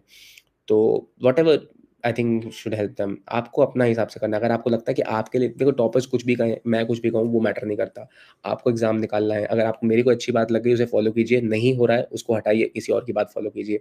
बट बात ये है कि ट्रायल एंड टेस्ट करने के बाद चीज़ों को एनालाइज़ कीजिए। ऐसे हवा-हवा में चीज़ें नहीं होती हैं। First you follow something, and then you pick out its merits and demerits. अगर वो मेरिट्स एंड डिमेरिट्स नहीं फिट बैठ रहे हैं, then you switch off that thing and put on something else. That's as simple as that. जैसा आपको ठीक लगे, बाकी आप कीजिए। Please pick up my question, which is your question? Sir, AI generated test series से प्रैक्टिस करते हैं। देखिए, AI test series, I have not really taken AI generated test myself, but I am not really sure, because I am not the right person to comment on such a thing, because मैंने खुद ही नहीं दिए हैं। तो ये तो आप उनसे पूछिए जो लोगों ने वो टेस्ट दिए हैं। तो I am sorry, I won't be able to answer that question, because मैंने कोचिंग के टेस्ट सीरीज़ दिए हैं। 27 अटेम्प्ट टाइमलाइन। देखिए, टाइमलाइन देना अब थोड़ा-सा मुश्किल हो जाएगा। उसके लिए you can connect me on Instagram, और टेलीग्राम पे भी मेरा चैनल है नहीं, because I M myself am preparing for this attempt also. Anshul 210। है ना? वहाँ पे आप मुझसे पूछ सकते हैं बिकॉज़ टाइमलाइन देने के लिए बहुत बड़ा हो जाएगा ये लेक्चर, क्योंकि अल्टीमेटली तो आपको यही करना है कि अभी basic timeline remains the same कि दिसंबर 31, 2026 तक आपका ऑप्शनल जीएस-1, जीएस-2, जीएस-3, जीएस-4 रेडी होना चाहिए। टॉपिक वाइज़ नोट्स आपके प्रिपेयर होने चाहिए। अभी से मेंस की तैयारी शुरू कर दीजिए, प्रीलिम्स के पीछे मत भागिए। ऑफ कोर्स पहली रीडिंग लगाइए लक्ष्मीकांत वगैरह की, बट टॉपिक वाइज़ मेंस के नोट्स बनाना शुरू करिए, जो सिलेबस में दे रखा है जीएस-1, जीएस-2, जीएस-3, जीएस-4 and your optional. That should be completed by 31st और हो सके तो एक टेस्ट सीरीज़ भी जॉइन कर लीजिएगा। ऑफ कोर्स सितंबर, अक्टूबर में इतना जल्दी नहीं, अगस्त तक नहीं। अभी तो कंटेंट, कंटेंट, कंटेंट जुट जाइए नोट्स बनाने में, वन पेजेस बनाने में मेंस के लिए। प्रीलिम्स की तैयारी you can start from January 1। अभी प्रीलिम्स की तैयारी मत करना, अभी बस कांसेप्चुअल क्लैरिटी के ऊपर जाना। बाकी आप देख लेना। Sir actually thinking speed is less than writing speed is dilemma. देखिए थिंकिंग स्पीड जो है ना, वो स्पीड नहीं है, वो चीज़ बस वो है कि पहले जो हिट कर जाती है। मेंस में बहुत इंपॉर्टेंट चीज़ एक चीज़ होती है ब्रेनस्टॉर्मिंग। ब्रेनस्टॉर्मिंग जिस बंदे ने नहीं करनी सीखी, वो एग्ज़ाम नहीं क्रैक कर सकता है। तो ब्रेनस्टॉर्म करना बहुत इंपॉर्टेंट है, चाहे आपको सारा कंटेंट आता हो, चाहे आपको सब देखिए प्रीलिम्स के लिए ऐसा है कि आपको रिटेंशन बहुत स्ट्रॉन्ग चाहिए, आपको पिन पॉइंट आंसर्स मार्क करने हैं, but mains is all about your thinking also. Of course एक आंसर है जिसको बारे में आपको पता होना चाहिए, बट ब्रेनस्टॉर्मिंग करना बहुत इंपॉर्टेंट है। 30 सेकंड में सोच के आंसर को फ्रेम करना बहुत इंपॉर्टेंट है मेंस में। तो अपनी थिंकिंग की स्पीड मैं नहीं कह रहा बढ़ाइए, बट थिंकिंग के डायमेंशंस बढ़ाइए। अगर आप कोई इश्यू को सोशली सोच रहे हैं, तो पॉलिटिकली, इकोनॉमिकली, एजुकेशनली भी सोचना शुरू कीजिए। एग्ज़ाम में बैठे-बैठे आंसर लिखने से बियॉन्ड और बेटर होता है कि आप जिस चीज़ को सोच रहे हैं, वो चीज़ भी इम्पोर्टेंट है। राइटिंग स्पीड तो can be improve, but thinking have to start holistically and right now. अभी से थिंकिंग स्ट्रांग होगी, किसी इश्यू पे आप बोल के देखिए कि 1 मिनट में, 2 मिनट में बोल पा रहा हूँ कि नहीं बोल पा रहा हूँ। फॉर एग्ज़ाम्पल इश्यू है ईरान और अमेरिका का जो अभी वॉर चल रहा है, गल्फ वॉर जो चल रहा है, उसके बारे में मुझे कितना पता है? क्या उसके इश्यूज़ हैं? क्या उसमें एक्सटर्नल इश्यूज़ हैं, किस वजह से वो वॉर हो रहा है, कौन वो वॉर जीतने की कगार पे खड़ा हुआ है, क्या उस वॉर में और कुछ हो सकता है, उसके वॉर के इम्प्लीकेशंस इंडिया पे क्या हैं, सिर्फ़ एलपीजी एक इश्यू है या फिर और भी इसके बियॉन्ड है, क्या जियोपॉलिटिक्स या जियोस्ट्रैटेजिक्स इसको डोमिनेट कर रहा है। तो इस इश्यूज़ पे अपनी राय बनाना शुरू कीजिए, then only you will be able to think that. Also haven't started optional yet, had PSR in grad but syllabus is lengthy, so thinking about sociology। देखिए ऑप्शनल के बारे में तो सोच लीजिए अगर आप 2026 के अटेम्प्ट दे रहे हैं तो, बिकॉज़ 3 महीने में मेंस ही तैयार नहीं हो सकता तो ऑप्शनल कैसे तैयार हो जाएगा। तो सोच लीजिए अच्छे से, अभी बहुत टाइम है, 2-4 लेक्चर्स देख लीजिए, कोचिंग इंस्टीट्यूट्स प्रोवाइड करते हैं, सिलेबस दोनों का अच्छे से पढ़ लीजिए। टॉपर मार्क्स बिल्कुल मत देखना, अपना जो इंटरेस्ट है, सिलेबस है, उसके बेसिस पे ऑप्शनल से तैयारी करना। सो ये वेरी हम्बल, मेरे मोहल्ले में एक की रैंक आई है, सीधे इस बारे में मैं कुछ नहीं कहूँगा। Strategy for history please sir, देखिए हिस्ट्री की strategy if you are asking from GS mains point of view, तो हिस्ट्री में आपको ये करना है, सोर्सेज़ लिमिटेड रखने हैं, ठीक है? मैक्सिमम जो आपको करना है, वो आपको ये करना है कि मॉडर्न के लिए स्पेक्ट्रम और एक तमिलनाडु एनसीईआरटी और एक आपके पास 11th और 12th की ओल्ड एनसीईआरटीज़, ठीक है? इसके बियॉन्ड जाने की ज़रूरत नहीं है, क्वेश्चन जनरली नहीं बनते हैं। मेंस में जब हिस्ट्री की बात आती है, तो history subject although modern history is very important, but वो इंडिपेंडेंस स्ट्रगल के टाइम की हिस्ट्री है, तो वो एक लिमिटेड कॉम्पैक्ट हो जाती है। उन्हें जैसे गांधी मूवमेंट्स आपको याद होने चाहिए, उसके अलावा आपको 1857 के बाद के रिवोल्ट्स के बाद की हिस्ट्री याद होनी चाहिए, बट आर्ट एंड कल्चर वहाँ पे बहुत इंपॉर्टेंट बन जाता है। तो आर्ट एंड कल्चर के लिए फाइन आर्ट्स की एनसीईआरटी बहुत इंपॉर्टेंट है, even for prelims. Art and culture अगर आपको करना है, तो नितिन सिंघानिया पढ़ने की ज़रूरत नहीं है, because I think that is too bulky book और अच्छी नहीं है। बट येस, इसके लिए फाइन आर्ट्स की एनसीईआरटी बहुत इंपॉर्टेंट है। आर्किटेक्चर के सवाल अच्छे खासे बनते हैं और बाकी आप इसको तैयार कर सकते हैं by some sources which are there, like कुछ सोर्सेज़ में दे रखा है कि आप एनसीईआरटीज़ पढ़ेंगे ना पुरानी वाली, तो उसमें आर्ट एंड कल्चर, जैसे चोला एम्पायर के आर्ट एंड कल्चर के बारे में दे रखा है। ओल्ड मतलब ये तमिलनाडु एनसीईआरटीज़ में भी आर्ट एंड कल्चर के बारे में और उनके डांस फॉर्म्स के बारे में, आर्किटेक्चर के बारे में दे रखा है। तो ये चीज़ें हिस्ट्री के लिए बहुत इंपॉर्टेंट हो जाती है, specially when it comes to answer writing for mains. और डेट, टाइमलाइन्स, किंग के नाम, इस बार आप देख रहे थे अकबर पे सवाल था, सिंक्रेटिज़्म पे, इस बार सवाल था आई थिंक कौन सा बुंदेलास पे सवाल था, है ना? तो उन सब पे सवाल था और उनकी टाइमलाइन्स आपको पता होनी चाहिए, even during your mock questions. Sir अपने डिजिटल नोट्स बनाए हैंड रिटन, मैंने हैंड रिटन नोट्स बनाए, मैं डिजिटल को ज़्यादा फ़ॉलो नहीं करता हूँ। तो आपकी अपनी चॉइस है, लेकिन मैं मानता हूँ कि डिजिटल नोट्स बनाना एक्चुअली में बहुत बहुत अच्छा काम है, अगर आप कर पा रहे हैं तो। बिकॉज़ वो नोट्स स्टेबल करते हैं, हमें तो नोट्स बहुत इकट्ठे करने पड़ते हैं, बट मेरी आदत स्टार्टिंग से हैंड रिटन नोट्स बनाने की है, तो मैंने हैंड रिटन बनाए थे। बिगिनर वर्किंग एस्पिरेंट हूँ, कंसिस्टेंटली 5-6 आवर्स नहीं हो पा रहा है and double on weekends, minimum how much hours. देखिए हाउ मच आवर्स का सवाल भूल जाइए, बहुत इर्रेलेवेंट सा सवाल है, बहुत क्लीशे सवाल है। आप अपना इफेक्टिव रिटेंशन रेट देखिए, एक दिन आप 8 घंटा पढ़िए, बस 1 दिन, और उसमें से देखिए मुझे याद कितनी देर हो रहा है। हो सकता है 7 घंटे का याद रहे, हो सकता है 6 घंटे का याद रहे, हो सकता है 4 घंटे का याद रहे। तो इसको इफेक्टिव लर्निंग बोलते हैं कि अगर मैं 8 घंटा पढ़ भी रहा हूँ, रीडिंग कर भी रहा हूँ, तो मुझे याद ही 4-5 घंटे का है। 4-5 घंटे का मतलब है कि टॉपिक जो मैंने 4 से 5वें घंटे में खत्म कर दिया था, मुझे बस वहीं का याद है, उसके आगे का टॉपिक मैं भूल रहा हूँ। या फिर हो सकता है रीसेंट वाला टॉपिक याद हो, उसके पहले का मैं भूल चुका हूँ। तो तब आपको पता चलेगा आपकी इफेक्टिव रिटेंशन अभी तक क्या है। उस इफेक्टिव रिटेंशन को बढ़ाना है। अगर आप 6 घंटे भी दिन में सिंसियरली पढ़ रहे हैं और 6 घंटे का 6 घंटे का आपको याद है, 100% एफिशिएंसी के साथ आप पढ़ रहे हैं, तो मैं तो कहता हूँ 5 घंटा भी अगर आप पढ़ेंगे तो अब बहुत है। बात वही है कि पूरे मन से पढ़ना। जब आप पढ़ रहे हो तब और कुछ मत करो, और जब आप पढ़ रहे हो तब और कुछ देखो मत। और उससे बेटर यही रहता है कि कभी-कभार मेरे को भी आलस आता था पढ़ के बोलने में, तो मैं तब लिख के राइट करता था। जब आप लिख रहे हो ना, तब आपका टेंशन ज़्यादा होता है एज़ कम्पेयर टू जब आप बोल रहे हो या जब आप पढ़ने की एक्टिंग कर रहे हो। तो आप लिख के भी रिवाइज़ कर सकते हो। तो स्पेक्ट्रम के नोट्स बनाए थे आपने? हाँ, सेकंड बिकॉज़ फर्स्ट अटेम्प्ट में नहीं बनाए थे। फर्स्ट अटेम्प्ट बिकॉज़ मैं अपीयरिंग में था, मेरा पोस्ट ग्रेजुएशन तब खत्म हुआ था, तो मैं नोट्स नहीं बना पाया था। बट सेकंड अटेम्प्ट में when I was doing this prelims की टेस्ट सीरीज़ ना, तो मैंने अपने नोट्स के साथ स्पेक्ट्रम के नोट्स बनाए थे। Again I would not suggest you, अगर आपके पास टाइम नहीं है, आप मत बनाइए, आप बुक से डायरेक्ट रीड कर सकते हैं। क्योंकि मैं बोल रहा था मुझे लिख के अच्छा रिवाइज़ होता है, तो मैंने इसलिए लिख लिया था। तो इस वजह से मैंने करा था। मतलब उसमें एंग्लो मराठा, एंग्लो वगैरह वॉर्स के मैंने शॉर्ट नोट्स बनाए थे, लर्न करने के लिए स्पेक्ट्रम से। प्री एंड मेंस दोनों टेस्ट सीरीज़ ऑनलाइन आंसर कैसे इवैल्यूएट करने हैं? देखिए प्रीलिम्स की तो टेस्ट सीरीज़ ऑनलाइन की कोई इश्यू नहीं है। वो खुद ही एनालाइज़ करके दे देते हैं, है ना? So that won't be a issue. But जो इश्यू है वो है मेंस में, है ना? प्रीलिम्स के लिए तो लास्ट में आप जाएँगे 10 टेस्ट सीरीज़ भी ऑफलाइन लिख लेंगे बहुत है। 10 टेस्ट भी मतलब ऑफलाइन दे देंगे बहुत है, 5 भी दे देंगे वो भी बहुत है, क्योंकि आपको बस एटमॉस्फेयर चाहिए। मेंस की टेस्ट सीरीज़ आई थिंक आपको ऑफलाइन चेक करानी चाहिए। ऑनलाइन में एआई इतना reliable when it comes to checking वो नहीं है। तो या तो आप वो स्कैन करके भेजें इंस्टीट्यूट्स को जो ऑनलाइन मेंटर प्रोवाइड करे, वो ठीक रहेगा। या फिर आप यही काम करें कि मतलब हो सके तो मेंस की कॉपीज़ आप फिज़िकल मोड में लिख के ऑनलाइन स्कैन करके भेज दीजिए। तो वो टेस्ट सीरीज़ चेक हो सकती है अच्छे से, है ना? 2028 तो सर बहुत लेट है, अभी तो प्लीज़ सिर्फ़ स्टैटिक की रिवीज़न, और रिवीज़न भी नहीं, पहली रीडिंग करना शुरू करिए। जो भी सब्जेक्ट आपको इंटरेस्टिंग लगे ना, पढ़ना शुरू कर दीजिए। ज्योग्राफ़ी लगे तो एनसीईआरटीज़ पढ़ ली, पॉलिटी लगी तो लक्ष्मीकांत पढ़ ली, हिस्ट्री लगी तो स्पेक्ट्रम पढ़ ली। जो भी इंटरेस्टिंग लगता है अभी तो बस रीडिंग करिए। अभी बहुत टाइम है, अभी टेंशन मत लीजिए। Thank you, very insightful. How much did emphasis, देखिए एनसीईआरटीज़ अगेन सैक्रोसैंक्ट है, बट सारी एनसीईआरटीज़ नहीं पढ़नी है। मैं उनमें से नहीं हूँ जो बोलूँगा कि 6 से 12th एनसीईआरटीज़ पढ़िए, क्योंकि मैंने खुद ही नहीं पढ़ी है। और मेरा प्रीलिम्स में डिसेंट स्कोर है।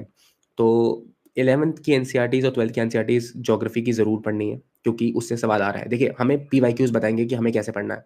अगर भाई 100% सवाल में से 80-85% सवाल जो हैं वो लक्ष्मीकांत से निकल ही रहे हैं, तो मैं क्यों 12th क्लास की पॉलिटिकल साइंस की एनसीईआरटी पढूँ? यूज़ ही नहीं है। मेरे पास अच्छा सोर्स है उससे। तो वही चीज़ है। लेकिन एनसीईआरटी के लिए डायरेक्टली ज्योग्राफी से कॉपी पेस्ट हो रहे हैं, और ये कई इंस्टीट्यूट्स ने शो किया है। तो आपको ज्योग्राफी की एनसीईआरटी पढ़नी पड़ेगी, तो उसको पढ़िए। सिमिलरली फॉर हिस्ट्री, हिस्ट्री के लिए ओल्ड एनसीईआरटी से सवाल बन रहे हैं। इस बार आया है, जैसे वो कौन-सा था, महेंद्र वर्मन वाला सवाल था, विचित्र चित्र उसे उससे बोला जाता है, वो डायरेक्ट सवाल था। आराघाट वाला सवाल डायरेक्ट सवाल था। उसके अलावा और भी सवाल थे। राजेंद्र चोला वाला सवाल जो था, एनेक्स्ड करी थी टेरिटरीज़, डायरेक्ट सवाल था। तो एनसीईआरटी से सवाल आ रहे हैं, तो मुझे एनसीईआरटी पढ़नी है। इकोनॉमिक्स में भी मैक्रो इकोनॉमिक्स से जो जीडीपी कैलकुलेशन वाले सवाल हैं, वो आप देखोगे कि बैक एक्सरसाइज़ में सवाल सेम दे रखे हैं। यूपीएससी ने सेम सवाल पूछा है, तो एनसीईआरटी तब उसकी पढ़नी है। बाकी एनसीईआरटीज़ इतनी ज़रूरी है नहीं है, तो उन्हें स्किप कर सकते हैं। सर आपका कौन-सा, ये मेरा सेकंड अटेम्प्ट था, first mains first interview. So what's your strategy for economy? Economy के लिए देखिए मैंने बता दिया कि या तो आप मृणाल सर के नोट्स पढ़ लीजिए, क्योंकि एनसीईआरटी पढ़ना का ना, बस मैक्रो इकोनॉमिक्स की एनसीईआरटी पढ़ के आप सारे सवाल नहीं कर सकते हैं। तो कोचिंग के नोट्स मेरे ऑफ कोर्स थे वाजीराम के, जिसमें अच्छे नोट्स थे वो। आपको 3-4 एरियाज़ पे काम करना है। मृणाल सर ने अच्छे से आइडेंटिफ़ाई कर रखा है 6 एरियाज़। उसमें से एक मॉनेटरी पॉलिसी का होता है, एक फिस्कल पॉलिसी का एरिया होता है, एक एक्सटर्नल इकोनॉमी, इंटरनेशनल इकोनॉमी का एरिया होता है, एक आपके पास ये वाला एरिया होता है जिसमें ये इंटरनेशनल इकोनॉमी में आ जाएगा, वैसे वो एप्रिसिएशन, डेप्रिसिएशन नहीं रही है। एक आपके पास आजकल ये नया आ गया है, जो ट्रेड डील्स हुई हैं, वो सब वगैरह करंट अफेयर्स भी इंपॉर्टेंट बन गए हैं। तो कुछ एरियाज़ हैं, है ना? उसके अलावा agriculture itself comes under economy, वो भी एक अच्छा एरिया होता है, इंडियन इकोनॉमी का पार्ट है।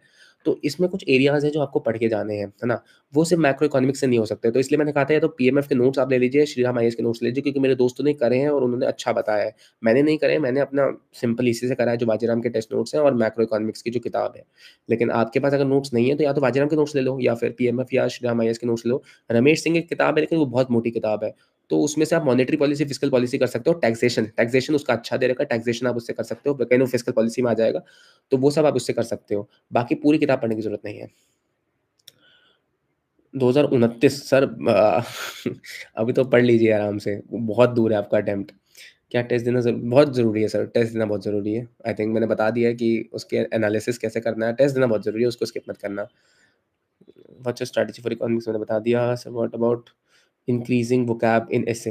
देखिए ऐसे को तो मैं भी डिकोड नहीं कर पाया हूँ। टेस्ट सीरीज में मेरे को अराउंड 110 108 मिलता था, और इनफैक्ट बट यहाँ पे in this essay I scored only 95 which is a comparatively low score.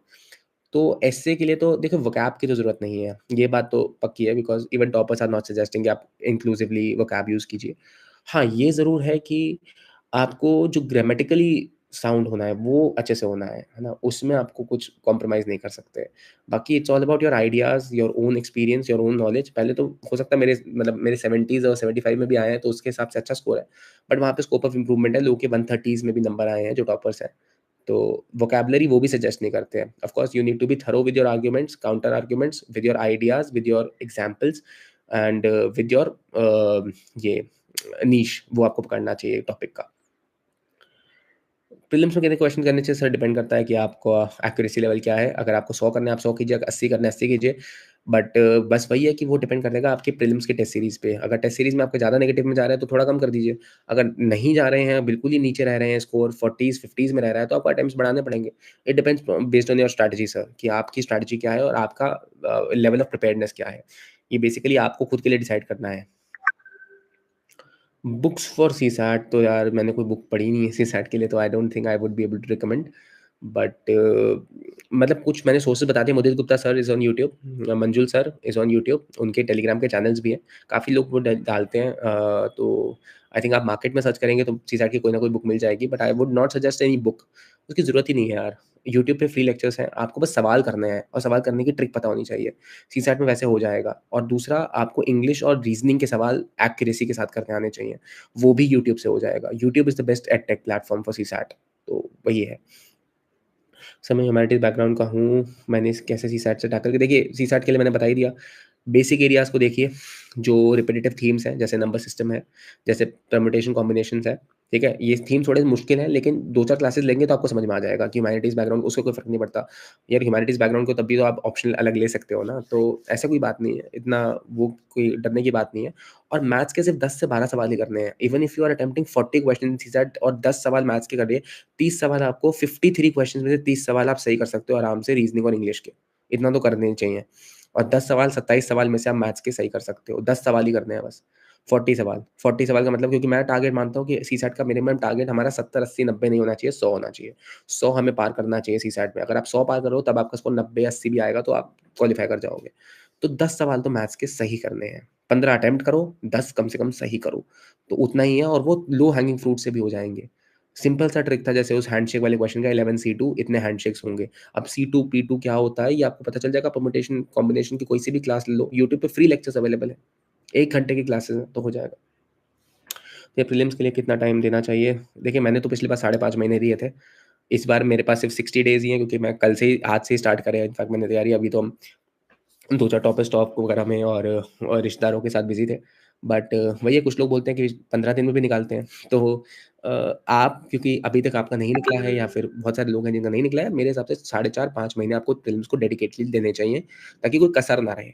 आप अच्छा खासा मार्जिन से प्रीलिम्स को क्वालीफाई करें। तो और बहुत टाइम है वो उस चीज़ में, क्योंकि रिविज़न ही करना है। नोट्स अब हैं ही, अब हमारे पास करंट अफेयर्स के नोट्स चाहिए और बाकी रिविज़न करना है ना, तो हो जाएगा। I'm a MBBS student currently final year, I am preparing for 20। देखो 2029 ऑप्शनल मेडिकल साइंस तो इस बार टॉपर ही ऑप्शनल मेडिकल साइंस के रहे हैं, तो आई थिंक उनका आप टेलीग्राम पेज फॉलो कर लीजिए। मेडिकल साइंस मैं नहीं बता पाऊंगा, बट हाँ कि 2029 के लिए अभी आपके पास बहुत टाइम है। अभी कॉलेज को ढंग से कीजिए। आई थिंक अभी 3 साल है, तो 27 तक तो कम से कम कॉलेज को ही ढंग से कीजिए। उसके बाद 1-1.5 साल में you last year of your masters या last year of your graduation you can start preparing. उससे पहले तो एंजॉय करो यार, इतना टेंशन मत लो बहुत बड़ी लाइफ है। भैया 11 से कैसे स्टार्ट करें प्लीज़ भाई? 11 से स्टार्ट करने की कोई ज़रूरत नहीं है यार। अभी आप ग्रेजुएशन के बारे में सोचिए। प्लीज़ इतना ज़्यादा इस एग्ज़ाम को ऐसा मत लीजिए कि आप स्कूल से तैयारी कर रहे हैं। It's not needed and it's not at all required. Please मतलब थोड़ी-सी लाइफ़ एन्जॉय कीजिए, अभी ज़रूरत नहीं है। कॉलेज के लास्ट ईयर तक भी आप स्टार्ट करेंगे, आराम से होगा। ईश्वरजीत इस बारी है rank 50, he also started from there only like, और सेकंड अटेम्प्ट में after graduation he has been able to crack this exam, AR 50 है। तो ऐसा नहीं है, है ना? हो जाएगा। सर मेरे नेक्स्ट आईएएस के टेस्ट और अनुभव में 90 मार्क्स आ जाते थे, बट अभी 2 दिए हैं 65-70। देखिए, वही बात है कि हर टेस्ट को एनालाइज़ करने का तरीका सेम नहीं होता। हो सकता है ये टेस्ट ज़्यादा डिफ़िकल्ट हो, अनुभव वाला। इस बार एक अनुभव तो मैंने भी दिया था, मेरे भी 97 ही बने हैं। तो इतना ज़्यादा वो नहीं करना है ना? अपने को बस आइडेंटिफ़ाई करने हैं एरिया। जैसे मेरे 2 सिली मिस्टेक्स हुई हैं इस बारी, तो मुझे वो नहीं करनी थी। वही चीज़ आपके साथ हुई होगी कि 3-4 सिली मिस्टेक्स हुई होंगी, वो नहीं करनी थी। बाकी हाँ, जहाँ नॉलेज गैप्स हैं, जैसे फॉर एग्ज़ाम्पल कोई सवाल था पॉलिटी का जो आपको आता ही नहीं था, तो उसको आपको पढ़ना है, क्योंकि आपको पता चल गया कि भाई एक एरिया है, जिससे सवाल इन्होंने पूछा है, तो मुझे इसको तैयारी करना है। जहाँ भी नॉलेज गैप्स है, हिस्ट्री में नॉलेज गैप है, संगम लिटरेचर पे सवाल है, मैंने पढ़ा ही नहीं है, तो मुझे वो चीज़ पढ़नी है और मुझे कॉम्प्रिहेंसिवली पढ़नी है, सिर्फ़ एक्सप्लेनेशन नहीं पढ़ना है। कॉम्प्रिहेंसिवली उस पूरे चैप्टर को मुझे ढंग से पढ़ना है। तो नॉलेज गैप्स भी मॉक टेस्ट सीरीज़ आपको दिखाती है कि आपके नॉलेज गैप्स कहाँ पे हैं, क्या चीज़ आपको करनी है, किस चीज़ को करना है। ये एनालिसिस से आता है। आपको पता चल जाएगा यार, ये सवाल तो मैंने सुना ही नहीं था, और वो हो सकता है आईआर का हॉट टॉपिक रहा हो, तो आपको आईआर का अच्छे से करना है, प्लेसेस इन न्यूज़ पढ़ने हैं।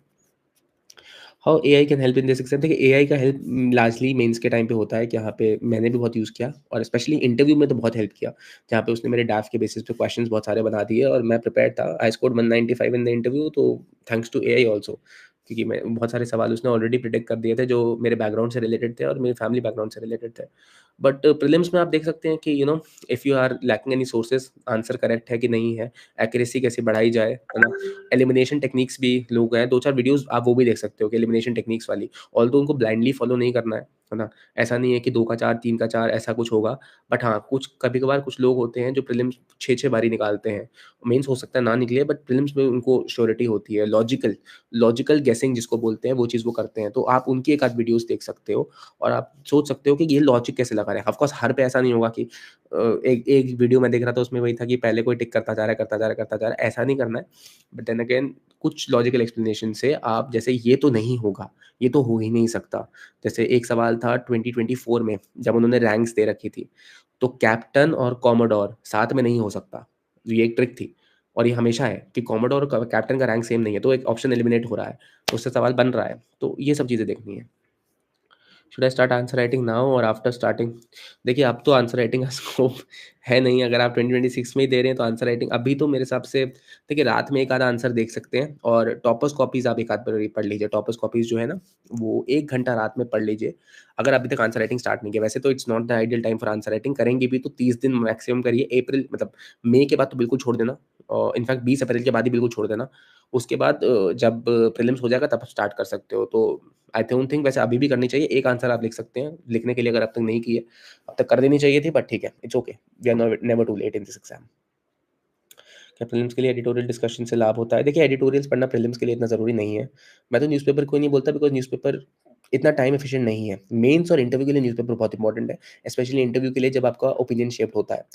अभी कोचिंग्स मैक्सिमम इन्फॉर्मेशन प्रोवाइड कर रही हैं, जो भी न्यूज़पेपर में आ रहा है, वो सब कोचिंग्स प्रोवाइड कर रही हैं इन देयर नोट्स, ठीक है? या फिर in their dedicated current affairs programs, तो आप वहाँ से कर सकते हैं। आप न्यूज़पेपर भी पढ़ोगे तो 1.5 घंटा न्यूज़पेपर में लगेगा। एडिटोरियल तो वैसे भी प्रीलिम्स के लिए इंपॉर्टेंट नहीं है, वो उसे छोड़ सकते हो। These are important for mains as well as for the interview. Uh, sir mains का डेटा और फैक्ट्स रिमेंबर कैसे रखूँ? आंसर में रिफ्लेक्ट नहीं हो रहा है।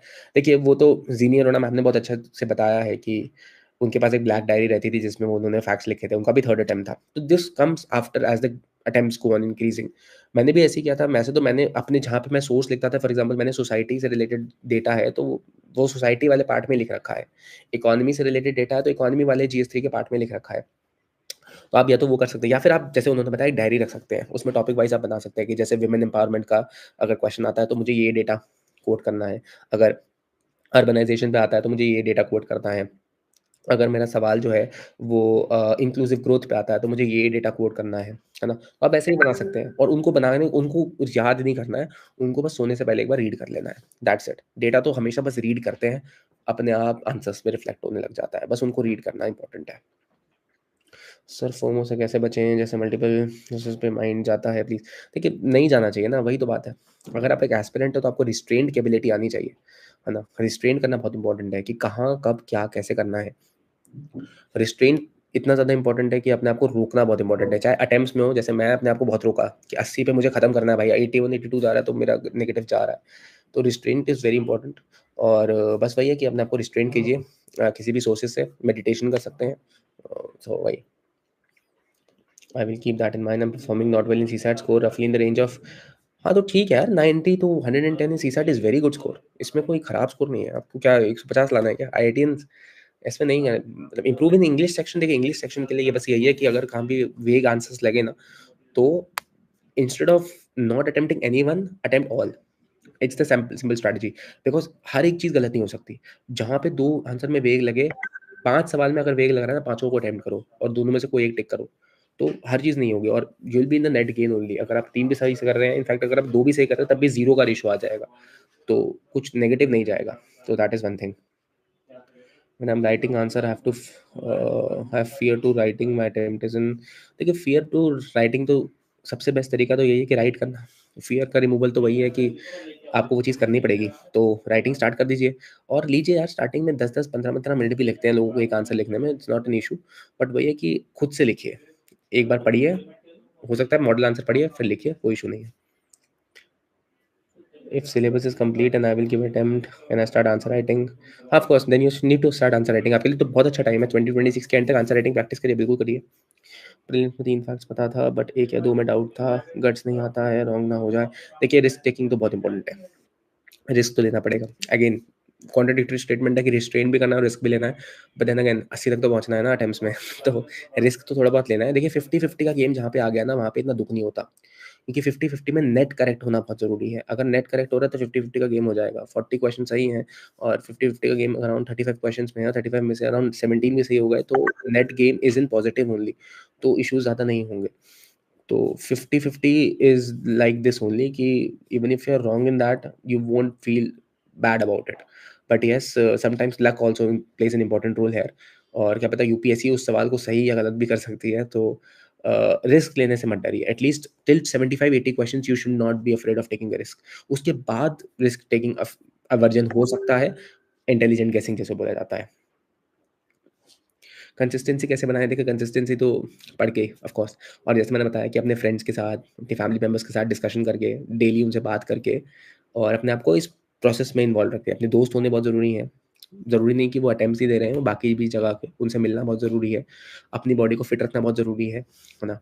जिमिंग कर सकते हैं, आप खेल सकते हैं, आप जा सकते हैं and talk to your parents also sometimes कि उनसे क्या है, कंसिस्टेंसी ऐसे मेंटेन होती है। Consistency is all about motivation, क्योंकि मोटिवेशन आता रहेगा तो कंसिस्टेंसी रहेगी। एग्ज़ाम के बियॉन्ड भी मोटिवेशन चाहिए होता है और of course largely mock test में अच्छा परफॉर्म करके और ये सब अच्छा करके कंसिस्टेंसी मेंटेन रहती है। But then again this exam is about consistency, dedication तो आपको शो करना ही पड़ेगा, उसके बियॉन्ड कुछ नहीं हो पाएगा ना। Sir cut off is qualifying paper, CSAT is qualifying paper, does it depend on cut off? नहीं, नहीं, वो तो क्वालिफाइंग है, 67.67 ही चाहिए आपको। One last question. Since I joined a little late on this live, I want to know resources on general study subjects for STELS। देखिए वही है कि मैंने बताया polity Laxmikanth, NCERTs for geography 11th-12th and economy is largely Mrunal sir से आप कर सकते हैं, पीएमएफ के नोट्स या श्री राम आईएएस के notes along with macro economics. And then history के लिए 11th-12th, sorry old NCERTs and class 11 Tamil Nadu NCERT along with spectrum और Bipin Chandra. Spectrum is largely preferable. And then science and tech वगैरह के लिए तो कोचिंग नोट्स ही हैं और current affairs and in same for environment and IR. So यही है। Sir how to make concise notes from bulky notes? देखिए वो नोट्स कंसोलिडेशन का पार्ट है और नोट्स कंसोलिडेशन आप देखोगे वो टॉपर्स या वो लोग करते हैं जिनका तीसरा चौथा अटेम्प्ट है।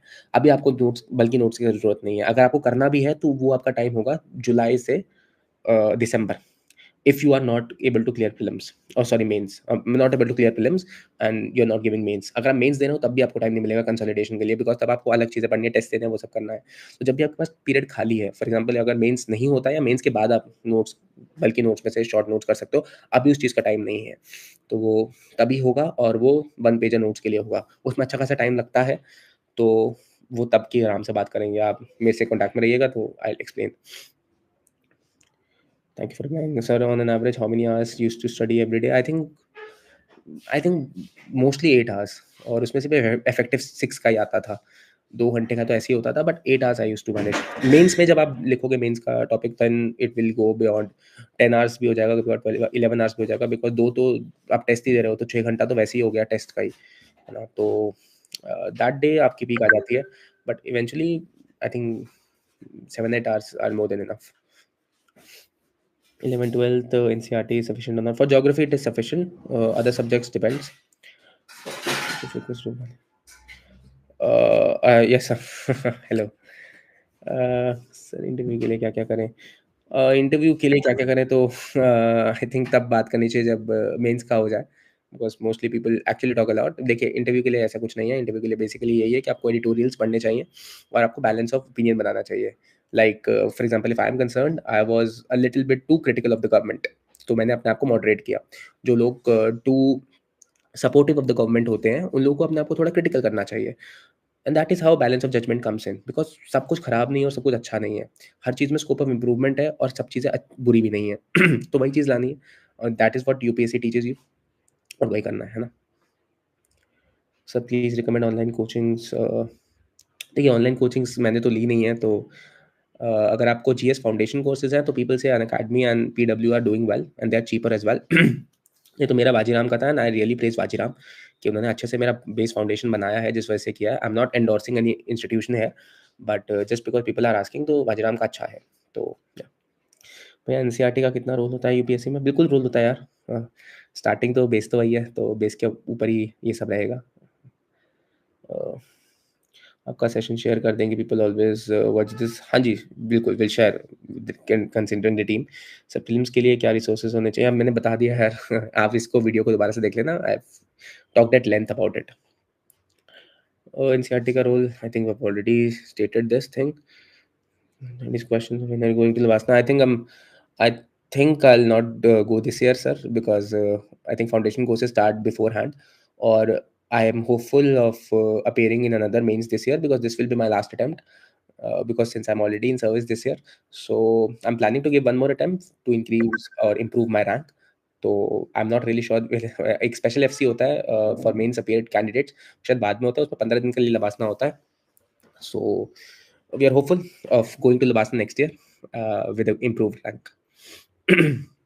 सब प्रीलिम्स के बाद ही मेंस की प्रिपरेशन करनी चाहिए? नहीं, बिल्कुल पहले पहले पहले पहले प्रीलिम्स में तो जब आप बैठ रहे हो, तब आपको मेंस प्रिपेयर्ड होना चाहिए। ठीक है, आपने टेस्ट सीरीज नहीं लिखी है, ठीक है, अगर आपने एसए को प्रैक्टिस नहीं किया है, पर मेंस का कंटेंट आपको होना चाहिए, बिकॉज वो 3 महीने आप खुद सोचिए, 3 months you are preparing for mains, but some other person या मेरे जैसा बंदा या रिपीटर उसको बस रिवाइज कर रहा है, उसको नोट्स नहीं बनाने हैं, तो उसके पास कितना बड़ा एडवांटेज है, टाइम के रिगार्डिंग भी और कॉस्ट के रिगार्डिंग भी। तो उसको बस रिवाइज़ करना है, उसे टेस्ट लिखने हैं।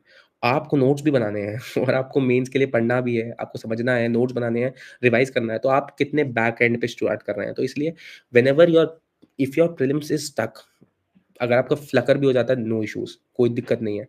बट जब भी आपका प्रीलिम्स निकले, आपका मेंस निकले, आपको इस लेवल के लिए प्रिपेयर्ड रहना है, ताकि आपको कोई दिक्कत ना हो कि ठीक है भाई, प्रीलिम्स निकला, अब मेंस भी निकलना है, और मेंस निकलता है तो ठीक है, इंटरव्यू तक if you are reaching, then you are a kind of a successful candidate only, because आप इंटरव्यू तक पहुँचे हो। मेंस निकालना is not an easy thing. तो जिस साल भी प्रीलिम्स निकले, मेंस ज़रूर निकले, इस बेसिस पे पढ़ना है। एनवायरनमेंट के क्या रिसोर्सेज़? देखिए, एनवायरनमेंट के रिसोर्सेज़ मैंने जैसे बताया कि 13, 14, 15, 16 चैप्टर ऑफ ये बायोलॉजी, ये आपको क्लास 12th की ये पढ़ के जानी चाहिए, बिकॉज़ एनवायरनमेंट इसमें बहुत अच्छे से दे रखा है, 2-4 स्पेसिफिक टर्म्स हैं। बाकी आप एनवायरनमेंट की नोट स्टडी कर सकते हैं। आई वोंट सजेस्ट शंकर का बुक, बिकॉज़ वो बहुत बल्की है और मैंने थोड़े से पढ़ना भी स्टार्ट किया। जो चीज़ मैंने ही नहीं पढ़ी, वो मैं किसी को रिकमेंड नहीं कर सकता हूँ। तो मैंने कोचिंग के नोट्स पढ़े थे अपने बाजीराम के। उस बेसिस पे I have gathered this information, gathered this thing.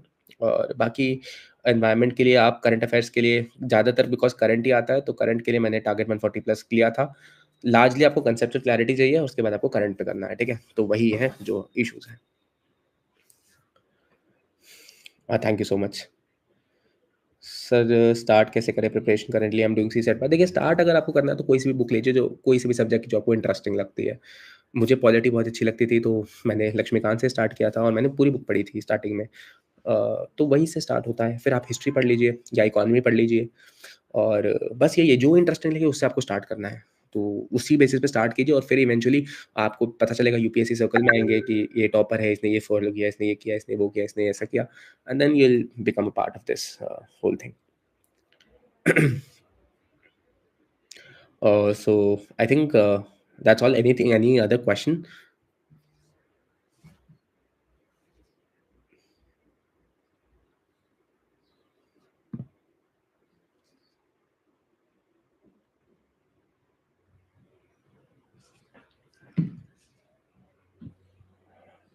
So geography optional, आप किसी टॉपिक को ईश्वित को आप कंसल्ट कर लीजिए, उसका आई थिंक टेलीग्राम पेज भी है, AR50 दिस ईयर, उसका ज्योग्राफी ऑप्शनल था, तो आई think he will be able to better guide.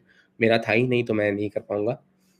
Philosophy optional भी मैम मुझे पता नहीं है, हिंदी मीडियम मुझे वैसे ही नहीं पता है, सो आई थिंक आपको किसी ऐसे टॉपिक को कंसल्ट करना चाहिए जिनकी मीडियम रहा हो और जिनका ये ऑप्शनल रहा हो।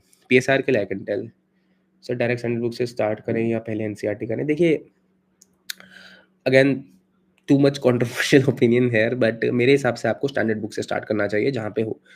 इतना ना हमारे पास टाइम है, और इतना ना हमारे पास आई मीन इतना पेशेंस भी नहीं है कि आप पहले NCERT सारी 6 से 12 तक करेंगे और वो सब करेंगे। I have done it, and I directly से, मेरे पास तो 11th और 12th में भी ह्यूमैनिटीज़ नहीं थी। पॉलिटिकल साइंस की किताब मेरे पास ऐसा है, बट मैंने नहीं देखी है। तो 11th-12th की, है ना? आई हैव नॉट, मतलब मैंने ली थी, सब लेते हैं, मैंने पढ़ी नहीं। मैंने लक्ष्मीकांत ही पढ़ा है। मैंने इकोनॉमिक्स की, माइक्रो इकोनॉमिक्स की किताब नहीं देखी है। मैंने हिस्ट्री की भी जो लेटेस्ट बुक्स हैं नहीं देखी हैं। मैंने ओल्ड एनसीईआरटीज़ करी हैं, जो स्टैंडर्ड बुक्स हैं, जो सफिशिएंट है। उनसे एग्ज़ाम निकलता है, तमिलनाडु की बुक है।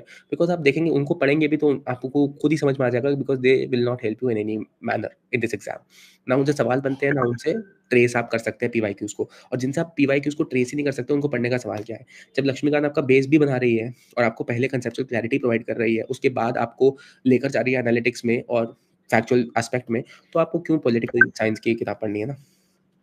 तो वही है। मेरे हिसाब से standard books are more than enough. Those who are coming into preparation of this exam are already on a very high pedestal. उनका बेसिक्स लार्जली क्लियर है। उनको बस ब्रश अप करना है अपना नॉलेज को, और I think more than enough है। कौन-सी मिस्टेक से बचना चाहिए? ओके। अ, तो आई think that will be the last question that I will take. तो एंड मिस्टेक से क्या? That's a very good question actually. देखिए, कुछ जनरल मिस्टेक से तो हमें अवॉइड करना है, जैसे कि सिली मिस्टेक्स। फॉर एग्जांपल, मेरा पहला अटेम्प्ट था और मैंने एक सवाल था, मुझे अभी भी याद है, कि कौन से इनमें से अ, जो इंसेक्ट्स थे या एनिमल्स थे वो पॉइज़नस होते हैं। 14-24 का सवाल था, और उसका मुझे पता था कि तीनों आंसर हो सकता है, लेकिन मैंने लास्ट के लिए सर्कल लगा लिया था, है ना? लेकिन जब मैंने उसे टिक किया, तो मैंने आंसर मुझे करना था ऑल ऑफ द अबव, लेकिन all of the above generally आप देखेंगे डी ऑप्शन में होता है। मैंने उस पे डी ऑप्शन लगाया, उसका ऑप्शन था नन ऑफ द अबव। तो ये सिली मिस्टेक्स हैं। ये ओवर कॉन्फिडेंस है, कि आपको ऑलरेडी पता है कि भई all of the above, none of the above, और मेरा 1.36 मार्क्स से प्रीलिम्स रहा था। अगर वो सवाल सही होता तो मेरा प्रीलिम्स निकल जाता। सेकंडली, उसी साल सेम सवाल में ऐसा सवाल हुआ था कि देयर वाज़ दिस क्वेश्चन कि 4 साइट्स के नाम दे रखे थे, उसमें लिखा था how many of these places are added in UNESCO world heritage list. मैंने वो क्वेश्चन, जबकि सवाल था how many of these places are added in UNESCO world heritage list in 2023। मैंने 2023 पढ़ा ही नहीं। तो मैंने चारों टिक कर दिया, चारों यूनेस्को वर्ल्ड हेरिटेज साइट है, आई वाज़ वेरी हैप्पी। लेकिन लास्ट में जो क्वेश्चन बना 2023, तो उसमें 2 ही आंसर था, मुझे आता था, मैंने गलत कर दिया। इन सिली मिस्टेक से आपको बचना है।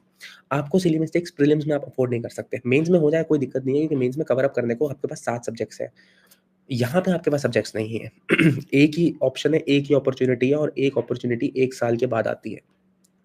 तो क्वेश्चन को सबसे पहले ढंग से पढ़ना है। सारे सवाल आपको आते होते हैं, क्वेश्चन को ढंग से पढ़िए। उसके बाद उस क्वेश्चन को प्रोसेस कीजिए, हर एक ऑप्शन को एनालाइज़ कीजिए। चाहे पहली रीडिंग ऑफ द एग्ज़ाम में आपको 100 क्वेश्चन देखने में 1 घंटा 10 मिनट या 1 घंटा 15 मिनट भी लगें, चलेगा। बट अच्छे से प्रिपेयर होके, अच्छे से हर एक सवाल को देख के, हर ऑप्शन को देख के आंसर को टिक कीजिए। उससे पहले जल्दबाज़ी बिल्कुल भी एग्ज़ाम में मत कीजिए। हो सकता है स्टार्टिंग के 20 क्वेश्चन आपको ना आते हों, 20 में से 0 आता हो, और ऐसा होता है एग्ज़ामिनेशन में। बट वहाँ पे भी घबराना नहीं है, 21वें को ट्राई करना है, 22वें को ट्राई करना है, 23वें को ट्राई करना है, और सवाल बनेंगे। काम रहिए, कंपोज़ रहिए, सवाल बनेंगे। बस वही बात है कि ओवर एक्साइटेड नहीं होना है। और दूसरी सबसे बड़ी गलती जो लोग करते हैं, वो यही करते हैं कि स्टैटिक के बाद स्टैटिक को छोड़ देते हैं, करंट अफेयर करने लग जाते हैं। वो भी नहीं करना है। 2023 का पेपर एक्सेप्शनल था, जो मेरे से पहले वाला साल का था। कि उसमें करंट अफेयर लार्जली 50-50 का था। बट स्टैटिक 24 में वापस आया है, 25 में फिर वापस आया है। स्टैटिक हमेशा रहेगा। अगर आपको नहीं भी लगता, तब भी देखिए, स्टैटिक का जब करंट अफेयर्स की वेटेज बहुत बढ़ गई, तब भी कट ऑफ 75 पे आ गया। तो तब कर जब जब कट ऑफ ही खुद ही आ रहा है, जब टॉपर्स ही नहीं कर पा रहे हैं, तो आप कैसे कर लेंगे, है ना? तो वही बात है कि बस यही हमें स्टैटिक पे भरोसा रखना है। स्टैटिक के बेसिस पे पेपर निकलता है, करंट अफेयर के पीछे नहीं भागना, स्टैटिक को मल्टीपल टाइम रिवाइज़ करना है, करंट अफेयर्स के बाद ऊपर से एक बार पढ़ लेना है। बाकी सब हो जाएगा, कोई ऐसे इश्यू नहीं है। ये 2 मिस्टेक्स अवॉइड करेंगे, सिली मिस्टेक्स नहीं करनी है, ओवर कॉन्फिडेंट नहीं रहना है और स्टैटिक, स्टैटिक, स्टैटिक पे ध्यान देना है। That's it. बस वही है। लक्ष्मीन सही है बहुत, हाँ, बिल्कुल सही है, कोई इश्यू नहीं है। हेड और ठीक है।